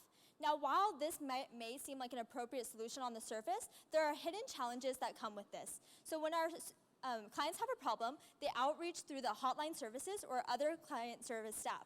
So what this means is that employees are unfamiliar with the client's business. HSBC has been so successful in the past because of its client central ideas. Our HSBC offers client central services, which our customers love. Secondly, they have a lack of designated point of contact. So right now, SMEs, some of them lack BBPMs and don't have a dedicated relationship manager. Now, our new customer education strategy will have 3 factors: relationship managers, online materials, and community outreach. So what do these relationship managers look like? Relationship managers are the main point of contact for all SMEs. Relationship managers have existing relationships that have lasted over decades. When our clients think of someone to contact, they think of our relationship managers. HSBC has built long-lasting, trusting relationships that they want to depend on. So rather than calling someone who is unfamiliar with your business, you can reach out directly to your relationship manager who will teach you about these STPs and teach you about digital banking, how it can save your time, and how it can add value to your business. Secondly, we'll be presenting online materials. While we have existing videos, we're going to add a new element of video phone call support. What this means is that SMEs will be able to reach out to their relationship managers to get that point of contact that they trust. Lastly, we're going to be doing community outreach. So we're going to showcase impact on local businesses. What this means is we're going to partner with someone like Gia, which Kavi just introduced, who has a small business in Hong Kong. We're going to do personal case studies of positive influence to show our customers how digital solutions can really impact their business. We're going to lead by example in this case. So now I'll go ahead and pass it on to Leo to talk about expanded digital value proposition. Thank you, Karen. So after we've educated our customers about the effectiveness of STP solutions, we're going to focus on trying to continuously improve those STP solutions. And that is what expanding the digital value proposition is all about. So we recognize right now that HSBC has access to or enables a number of STPs. However, those are not readily available in Hong Kong. So for instance, in UK, 15 out of 30-ish STPs are available, but in Hong Kong, only 4 of 23. And the primary reason for this is because a lot of the digital solutions, a lot of the STP solutions are experiencing extremely low adoption rate because of the fact that this sort of product is just not as popular. And 2 particular high-value opportunities we recognize are audit confirmations and mandate changes. So let's talk about why these are quick wins and how we're going to fix them. Beginning with audit confirmation, the primary issue here is that it's simply too expensive for small auditing firms to send digital requests, and that has led to adoption rate of roughly 12% at HSBC compared to 50% among peers. How are we going to fix this? We're going to look at creating a new pricing scheme, and this begins by taking digital confirmation in-house and offering significant temporary discounts to small auditing firms. We believe this will help both, 1, normalize this practice of having digital audit confirmations, but secondly, given the fact that, as we mentioned before, a number of customers have data security concerns, taking it in-house means it no longer goes through a third-party providers. We believe we have the patience and we have the financial resources to offer these discounts before increasing prices to normal level. Second, when it comes to mandate changes, we recognize that although we make things like smart forms readily available, SME owners still on net prefer to fill paper forms in person, and this has led to less than 10% adoption rate-wise. We believe the solution here is to continuously simplify these smart forms, such as by integrating new technology like AI to streamline these mandate changes to the point where, for instance, the convenience of making digital mandate requests outweighs the benefits of meeting in person. So with that in mind, I want to talk a little bit more about how we're going to, following expanding our digital value proposition, continuously move people from in-person services to digital services.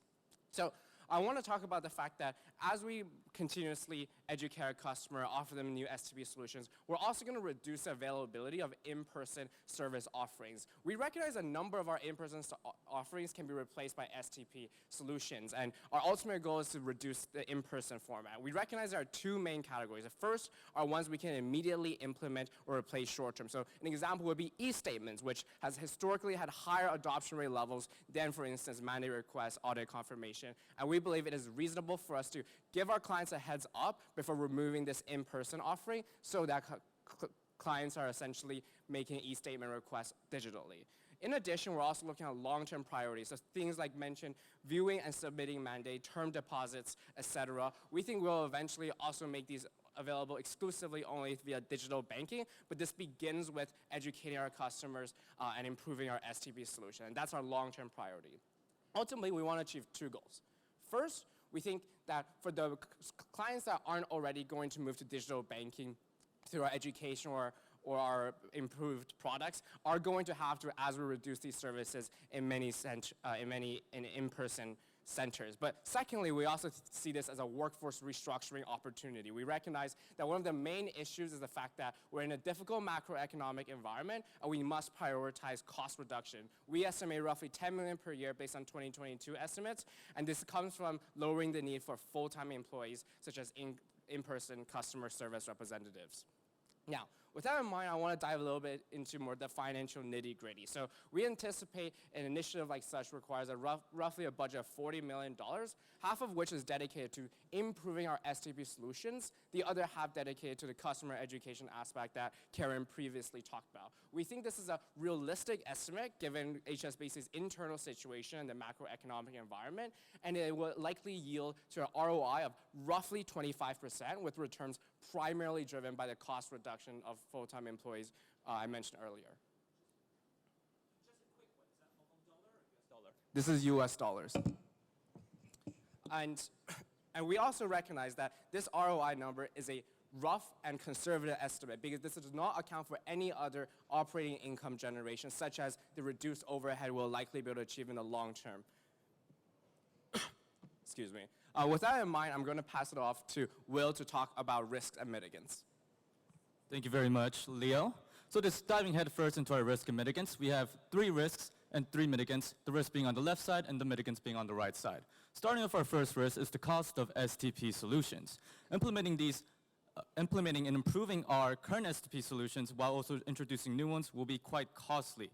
However, we mitigate that because we believe our projected ROI will outweigh the projected cost of implementing these STP solutions, making it a viable strategy. Our second risk is damaged reputation. Reducing services may negatively impact HSBC's reputation for having excellent over-the-counter services, and we mitigate that by simply shifting focus. By reducing services, it gives us more time and energy to focus more on bettering the experience for traditional services that won't disappear. The third and final risk is ineffective education. As of now, current customer service staff are already trained to educate SMEs, but has little to no effect on adoption rate. We mitigate that by gradually reducing in-person services that can be digitalized to encourage behavior change over time so our customers can slowly acclimate. And then diving headfirst into our implementation timeline, which lays out our strategy over a 3-year time period. Starting from the beginning all the way to 1.5 to 2 year mark, we want to implement and execute our customer education marketing strategy, which is comprised of 2 parts. The first part being internal, which is to further train our RMs to educate current customers and potential customers when we start executing our external strategy, which is community partnerships with SMEs to attract more SMEs to increase our adoption rate. Alongside of that, we want to innovate our current STP solutions by revamping our current STP solutions and adding new STP solutions to the mix. From the middle of 2025 all the way to the end of 2026, we want to restructure our in-person services. We'll do this by reducing traditional in-person services over time. And just to reiterate, we expect to achieve all our goals, our expected goals of 80% adoption rate by the end of 2026.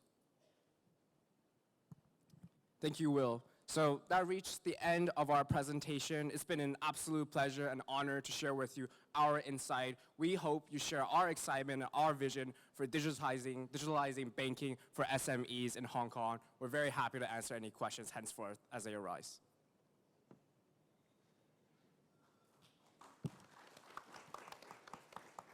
First of all, I want to say well done. You did a really great job. Considering you had 22 hours to pull all of that together, I think you did a fantastic job. So well done. Can you just tell me a bit more on the specific strategies that you would use to educate customers on the benefits of digital?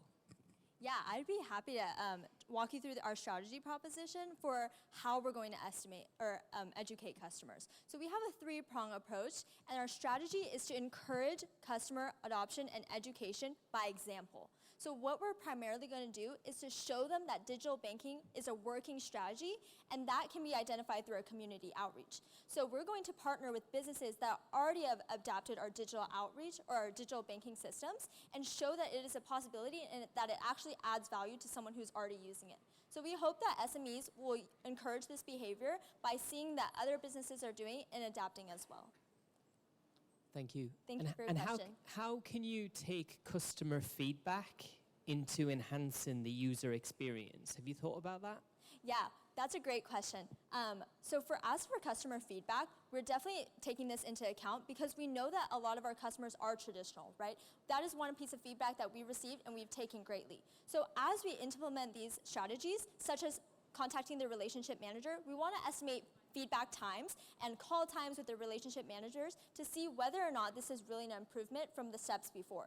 So we want to identify if this is improvement from the hotline so that we're going to continually gather feedback and we're going to strategize how exactly we're going to do that. But that is a great point and thank you. So, well, first of all, thank you very much. Great presentation. I particularly like the solutions that were very focused, that you talk about two journeys that are important to me. One of them, audit confirmations, and the other of them, mandates. So I'll ask two questions about them. In terms of audit confirmations, you mentioned about us taking it in-house, which is something interesting.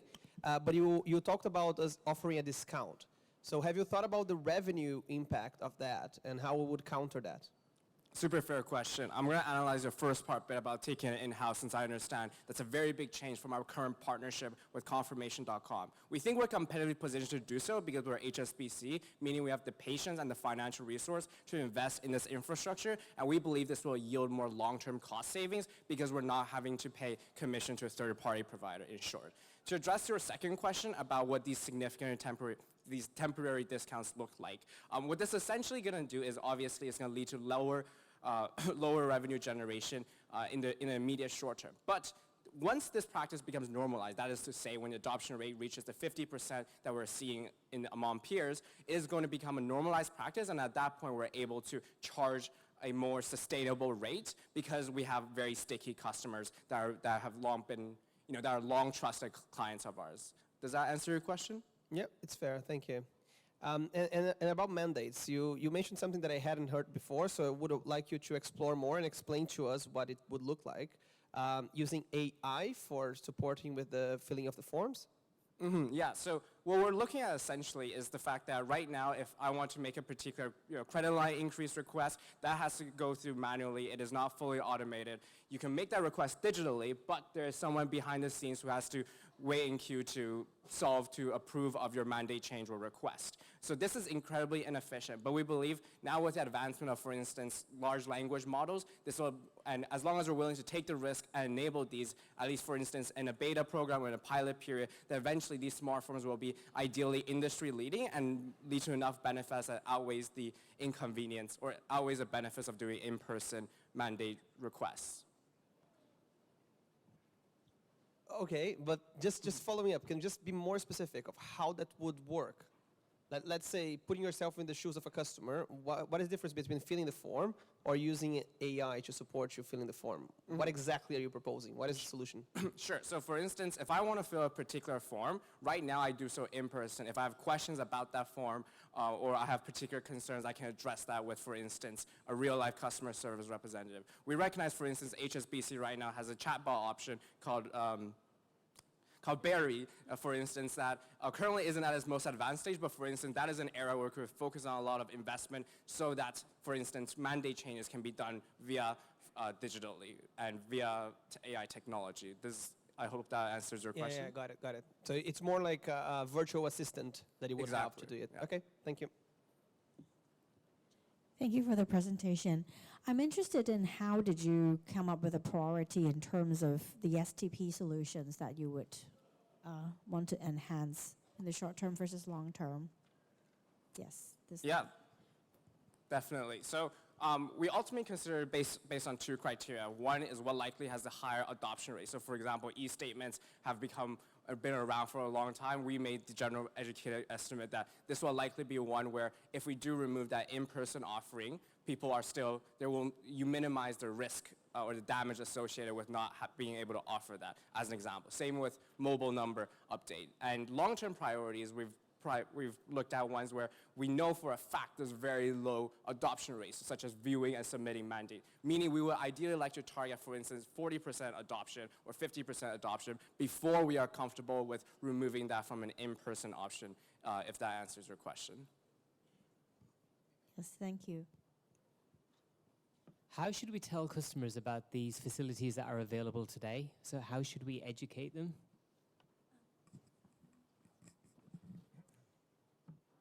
Okay. So how are we going to inform customers about the facilities that we have today? Okay. So right now, what we do is we have our hotline services, and we also have our ads on our webpage. However, we do see that this has very low adoption rate, given that every single adoption rate, as of right now, is less than 50%.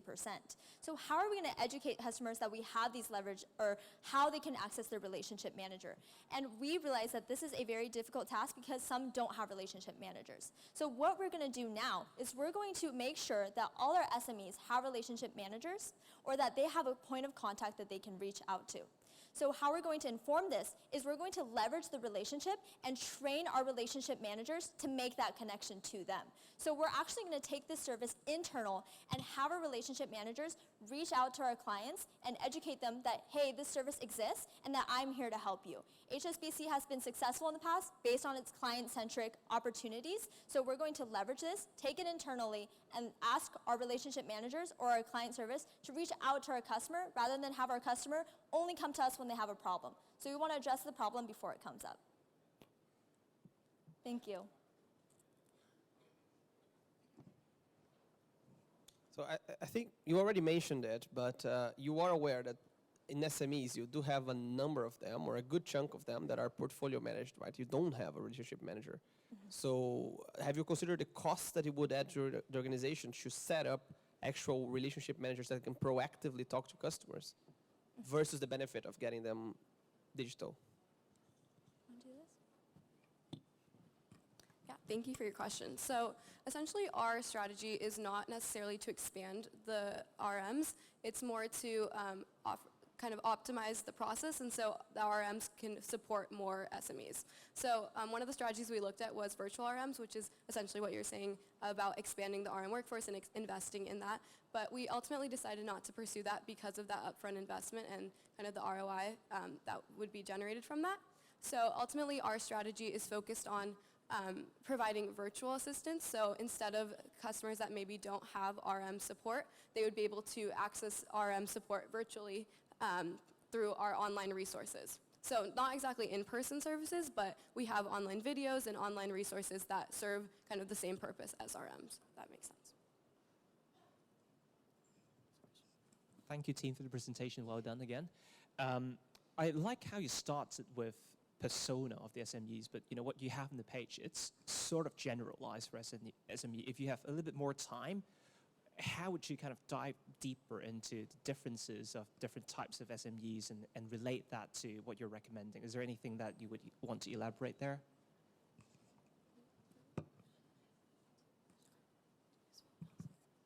We recognize that there are a lot of different SMEs here in Hong Kong, right? There are SMEs that are local corner shops, but there are also SMEs like that operate in a larger scale that also works with HSBC. So how will we differentiate this process for those smaller corner shops versus those maybe those medium enterprises that we're talking about, right? So when we're educating the smaller corner shops, it's very important, like I iterated in my previous question, for our client relationships to reach out to them.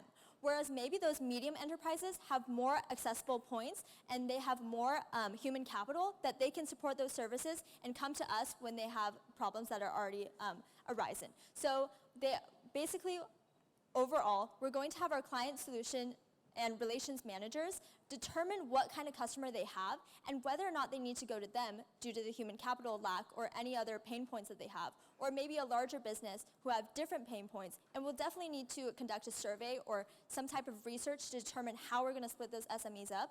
But as for now, we're going to determine them by size, location, and similarities so that we can use our data to examine how we can best support them. Thank you so much. I think we're out of time to ask more questions, but I just want to say well done, really good job. Thank you. Nicely done. Cheers. Thank you, Team Grizzly.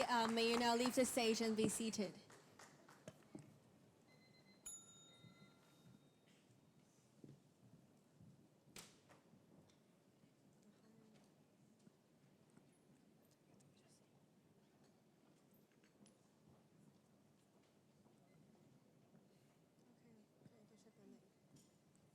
Last but not least, let's welcome HKUST Associates to give their presentation.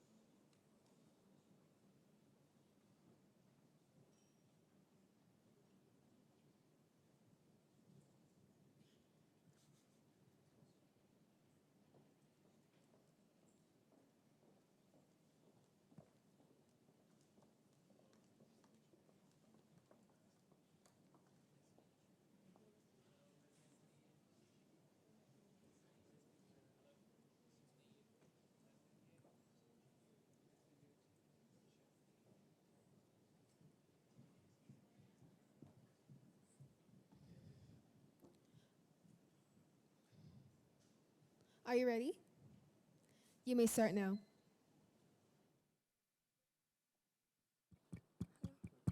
Test. Oh, okay, thank you. Today, we'll bring you on a journey that begins in a dark tunnel where we must uncover the pain points of HSBC's current clients. At the same time, we will explore whether HSBC should continue investing full force into its digitalizing efforts. Then, we will traverse the long roads where we will encounter strategic recommendations that can bring us to our end destination. Good afternoon, everyone. We are HKUST Associates, consisting of myself, Yan-Chi, Jasmine, Anastasia, and Jonathan. Let's start from the tunnel.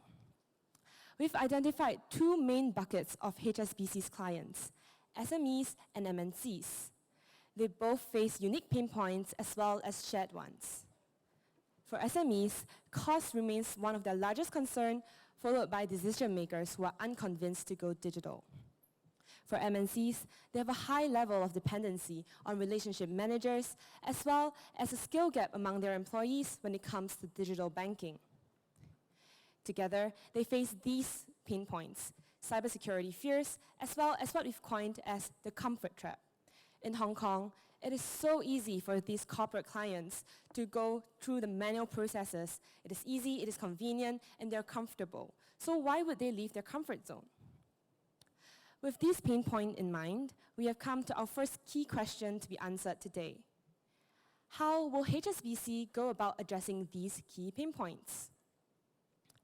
Next, our research has actually shown that investing in digitalizing of banking is a game changer and will revolutionize the way our clients and HSBC banks. We already know the benefits it brings our clients. First, it will accelerate key processes for them and give them convenience and ease when banking with us. But what's in it for HSBC?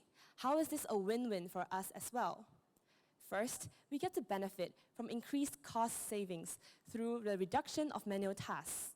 Secondly, we get to enjoy operational efficiency through streamlined processes. Lastly, the most important thing for all corporate bankers, improved risk and compliance monitoring. This then guides us to our second key question. What digitization efforts should HSBC prioritize when investing? Now, as HSBC continue to increase its digitizing efforts, what then shall we do with our existing physical stores? Our solution is to close them. And here's why. We've discovered that by closing our physical stores, we're able to actually incentivize our customers who were previously hesitant to make that switch to do it, as digital banking is now made relatively more convenient. Besides that, we also get to yield additional benefits, such as reduced costs. But now you might be wondering, are we advocating for total closure of all our physical branches? No, that is not the case. Our objective is for HSBC to consolidate its operations rather than close down entirely. We still see value in having some physical stores, as they're able to accommodate to requests and support needed for complicated tasks that requires human empathy. HSBC hence must now strategically consolidate its operations and move and transit towards a hybrid banking model so that we can benefit from both. Now, this brings us to our last key question for the day. How should HSBC consolidate its branch locations? With that, we've come to have 3 key questions to be answered today. And to traverse through them, we'll be able to reach destination paradise. Now we'll be going through the long road. So, now that we have exited the tunnel, let's traverse through the long road to reach our destination paradise. So, HSBC will be mainly traveling through 3 main strategies. Firstly, starting off with the digital milestone program to incentivize our SME clients to adopt digital banking. And secondly, strategic STP investment strategy for HSBC to prioritize where to invest in first. And lastly, closure of its selected branches. So, without further ado, let's answer our first key question on how can HSBC better address the identified customers' pain points. So, why don't we start off with an end in mind?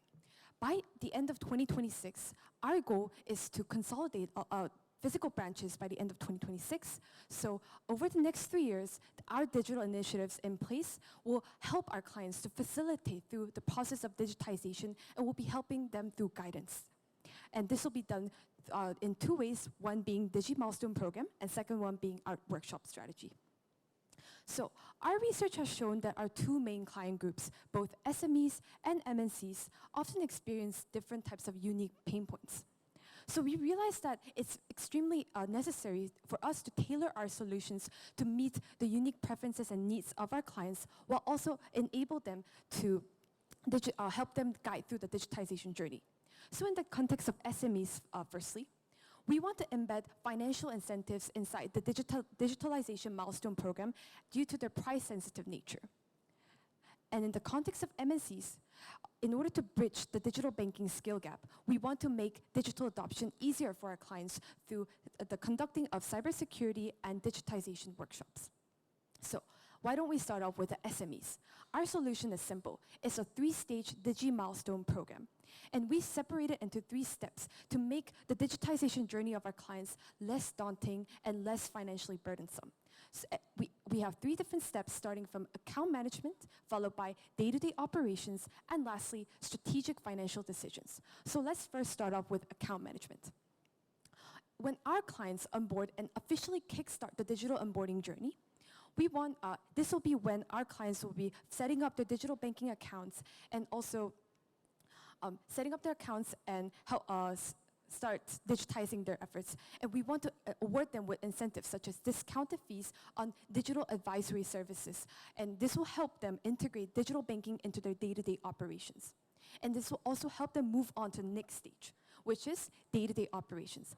In the day-to-day operations, this will be when our SME clients start optimizing and digitalizing some of their day-to-day tasks, and this could include things such as retrieving their bank account statements and creating direct debits. And we want to also award them with incentives, such as reduced transaction fees for account maintenance, and help them push them to the next stage. What is our next stage? It's strategic financial decisions. This will be when our clients will now be able to digitalize the process of higher level decision making. This will include things such as mandate changes and audit confirmations, which are traditionally some of the tasks that HSBC had struggled with in converting the clients to go fully digital. Thus, to facilitate this process, we want to award them with incentives, such as digitalization loans offered at a preferential rate, to help our clients embark on future digitization efforts and projects. And on top of this, our SME clients will also be invited to HSBC, where they get to attend cybersecurity and digitization workshops. Through this, not only will they be able to accomplish some of their digi milestones, but at the same time, it will be an opportunity for them to educate themselves on things such as how to fortify their organization's own cybersecurity measures. And this will also be conducted in a hybrid format. So now that we have answered our first key question in the context of SME clients, why don't we move on to the next, MNC clients? So our research has shown that MNCs are heavily reliant on account managers to fulfill their banking needs. And we want to leverage this fact by introducing an internal milestone program that is now targeted to HSBC's relationship managers. So the 3 stages stay the same, starting from account management all the way to strategic financial decisions. But in this case, the incentives are now awarded to the relationship managers. So let's say a client has successfully onboarded and kickstarted their digital onboarding journey, and thanks to our relationship manager. So he or she will now be awarded with incentives, such as commission-based awards. And if they were to now successfully move on to the next stage of our day-to-day operations, then we also want to recognize our RM's efforts through performance bonuses tied to some of clients' financial efficiency milestones. And there can be other forms of incentives also, such as internal transfer opportunities and digital upskilling programs. And once our relationship manager successfully onboards the client to the very last stage of strategic financial decision, we also want to recognize their efforts with incentives such as performance-based salary increments that's linked to the overall performance, or also things such as bonuses that are tied to positive client feedback. And similar to the SMEs, MNCs will also be provided with digital transformation and cybersecurity workshops that is specifically tailored to their needs. And while the topics stay the same, what is different in this case is that now the relationship manager tagged to the MNC client will physically make a visit to their office to hold an office-wide physical workshop. And regarding the topics that could be addressed, we'll be more than happy to address during the Q&A segment. So, now that we have answered our first key question, both in the context of SMEs and MNC clients, why don't we move on to the next part of our journey?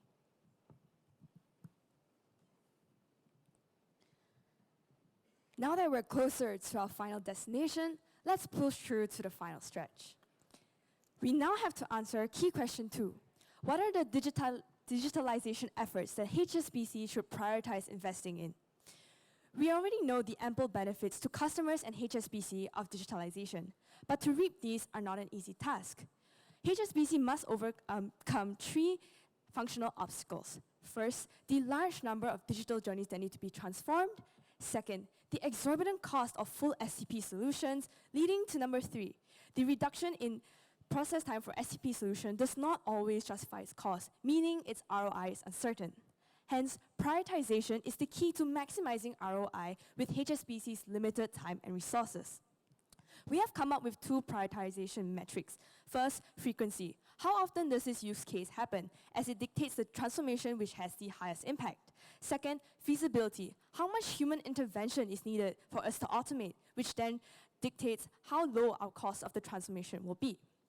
We have mapped our digital journeys on a frequency and feasibility matrix and categorize them in order of priority. So high priority, medium, and low. On the top right of our matrix are the key journeys that HSBC should focus on as they yield the highest impact and have the lowest cost. This is because these tasks happen with the highest frequency. They happen almost every day. At the same time, these are menial tasks that require minimal human interaction and minimal human empathy. Thus, these journeys are the ones we first focus on. In accordance to HSBC's 2026 goal, we have set 2 major deadlines. Firstly, by 2025, we want to see our high priority journeys fully achieving full STP transformation and our medium priority journeys by the end of 2026. Our low priority journeys will be transformed on a case-by-case basis. Moving on, we have now answered key question 2 based on our prioritization metrics of frequency and visibility. Now on to key question 3. How should HSBC consolidate its branch locations? We will be moving forward with our consolidation strategy in which HSBC will close selected branches. How do we choose these branches? We've come up with a 2-step filtering process where we first look at the proximity of the branches, and next we look at the footfall within the proximity. We want to minimize the inconvenience to our clients by closing neighboring branches that are extremely close by to each other so the next option is readily available, as well as closing the ones with the least footfall, as we understand the branches with the highest footfall would cause the most inconvenience to the largest amount of clients.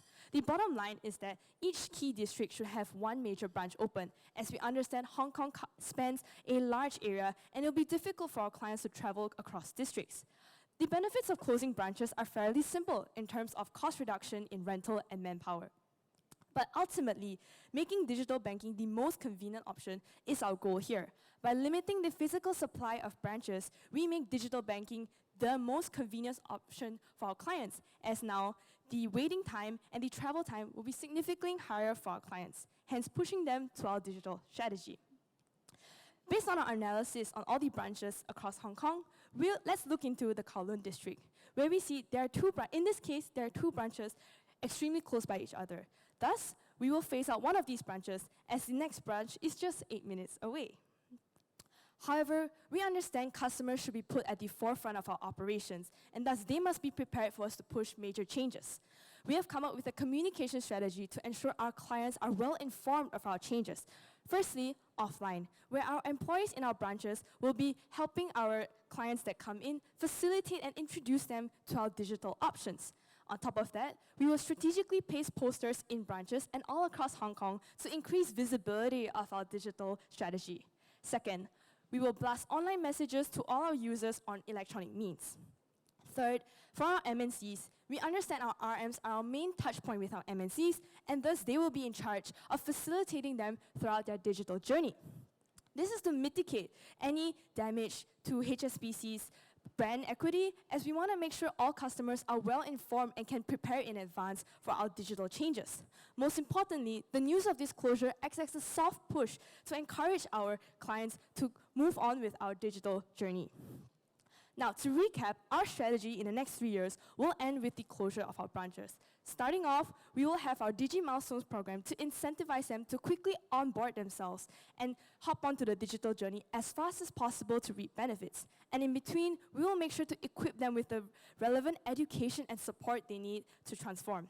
Internally, we have our digital transformations to optimize our process timing and make the process as seamless as possible for our clients. With that, we've answered key question 3 with our filtering process, as well as ensuring our customers are well informed through our communication strategy. Now that we're at the end of the final stretch, let's take a look at how our final destination looks like. Right, now that we've traversed the long road, we arrive at Destination Paradise, a world where HSBC's corporate customers embrace digitalization in every single step of their corporate banking journey. So, before we look at the wonders that lie beyond our destination, let's first take a look at the cost required to get there.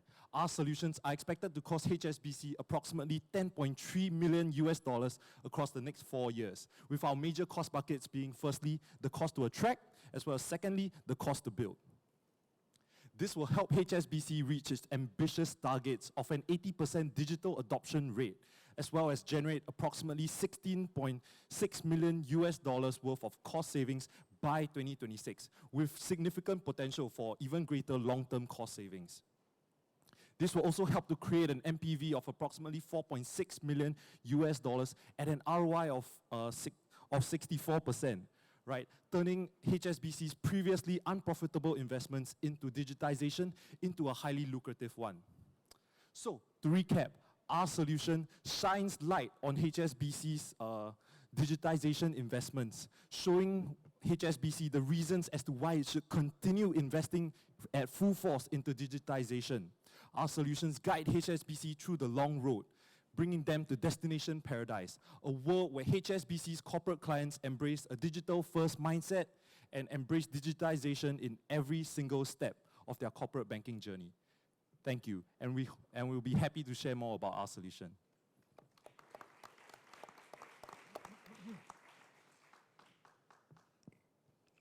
Really great job, everybody. Thank you very much for taking the time to do that with us. You talked about one of your effective strategies being to educate customers on the benefits of being digital through the workshops. How would you get customers to sign up to these workshops? And how would you, like, what's in it for them? Why should they take time out of their busy days to attend one of these? And how would they know they even exist?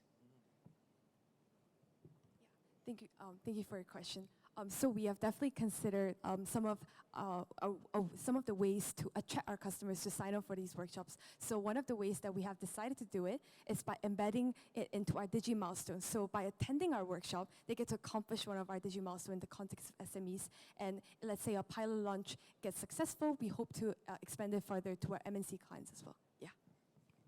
And if I could add on to the second part of your question on how they will find out more about these workshops, actually the first part of our Digi milestones is account creation and ensuring they're in our system. So when they're in our system, we have their contacts, details, and we will make sure to blast the information on workshops to them. And since it is part of their second stage to clear the milestone, they'll definitely come if they want the incentives.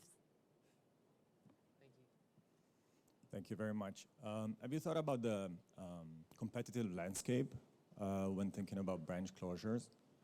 Like there might be reasons why some customers might want to stay with physical branches, right? So instead of going to the second nearest HSBC branch, they might just want to switch banks. So that might be a risk. Definitely.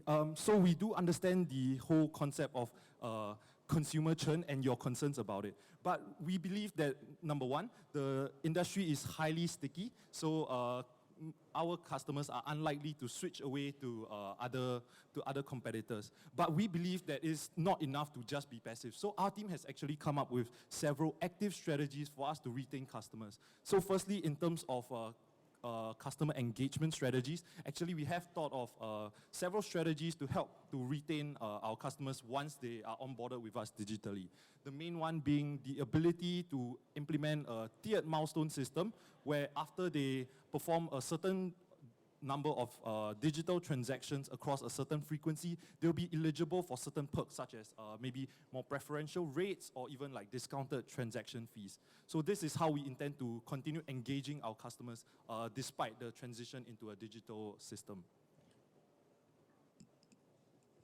Maybe just building on that, one thing that, and first of all, by the way, thank you for the presentation. It's a lot of rigor for 22 hours of work. So I wanted to kind of dive a little bit deeper into reward, because that's essentially the cost driver to the entire program, almost kind of accounting for 50% of like all the costs. And I like, on one hand, I like how you map the journey to various types of incentives. But you know, if you have basically just $1 or $2 to spare, how would you consider the elasticity of how client would react to different types of incentives? I.e., if you have to prioritize one, what would you go for, and how do you kind of maximize the return out of that? Right, completely understand. So your question is essentially, which incentive do you believe is the most effective for us to sort of attract customers, right? Yeah, completely understand. So if we're talking about the incentive that we believe is the most crucial, it would actually be the tier 1 incentive, which is the discounted fees on advisory services. And the reason why is because we believe that it directly addresses customer pain points, especially for SMEs, of fearing the costs incurred by transitioning into a digital system. So by providing discounted advisory services, we are able to ease their transition into a digital transition their operations into a digital format, which is highly effective in helping them overcome this major challenge. Yep.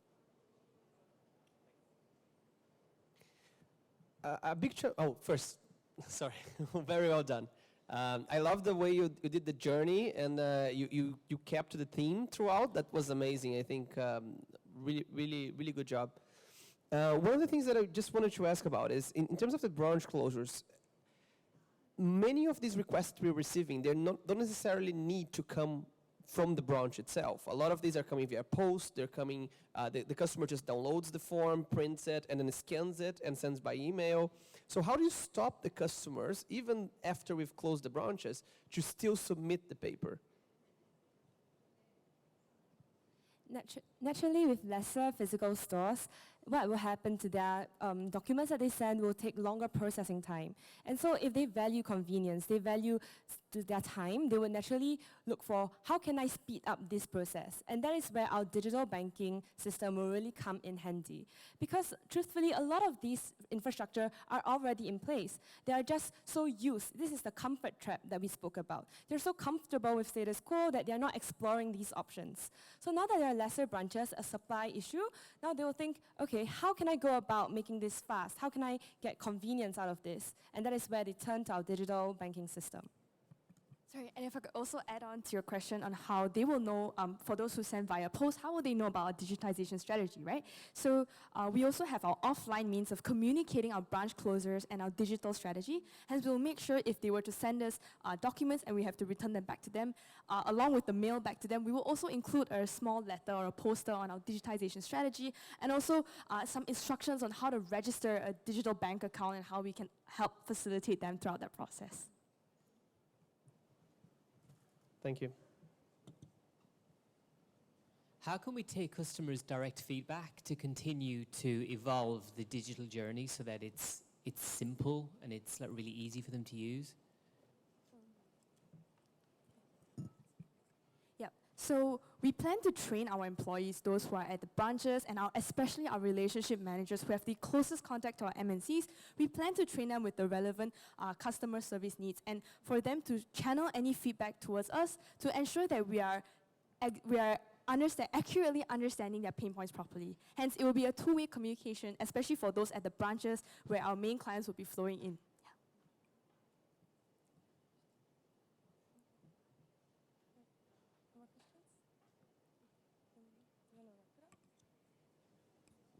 I think we're all afraid of asking a question under 1 minute. Not having time. Yep. Any final?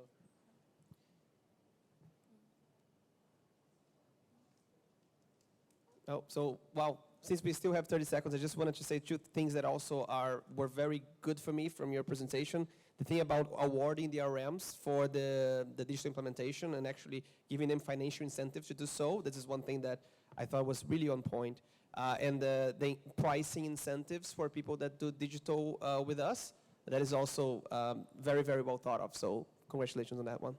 Thank you. And I like how you prioritized what ones you would go after next. So you looked at the client amendments and the account maintenance. You used the data to tell you which journeys we should invest in next time, which is really cool. So well done. Thank you. Thank you. Thank you, HKUST Associates. You may leave the stage and be seated.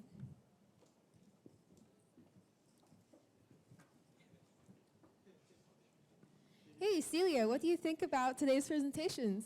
I think they have done an incredible job incorporating the knowledge and creativity into the presentations, and they only had 22 hours for preparation. For their hard work, let's give the teams and also judges a big round of applause.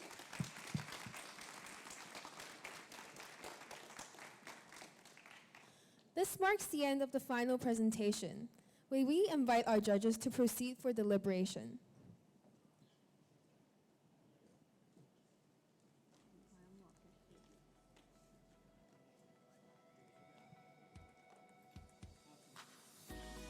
On behalf of HKICC 2023 Organizing Committee, may we take this opportunity to thank all audience for attending today's final round of presentation of HKICC. The award presentation ceremony and gala dinner will be held at the JW Marriott Hotel. Coaches will be ready at 5:45 p.m. Thank you, and see you again soon in the award presentation ceremony.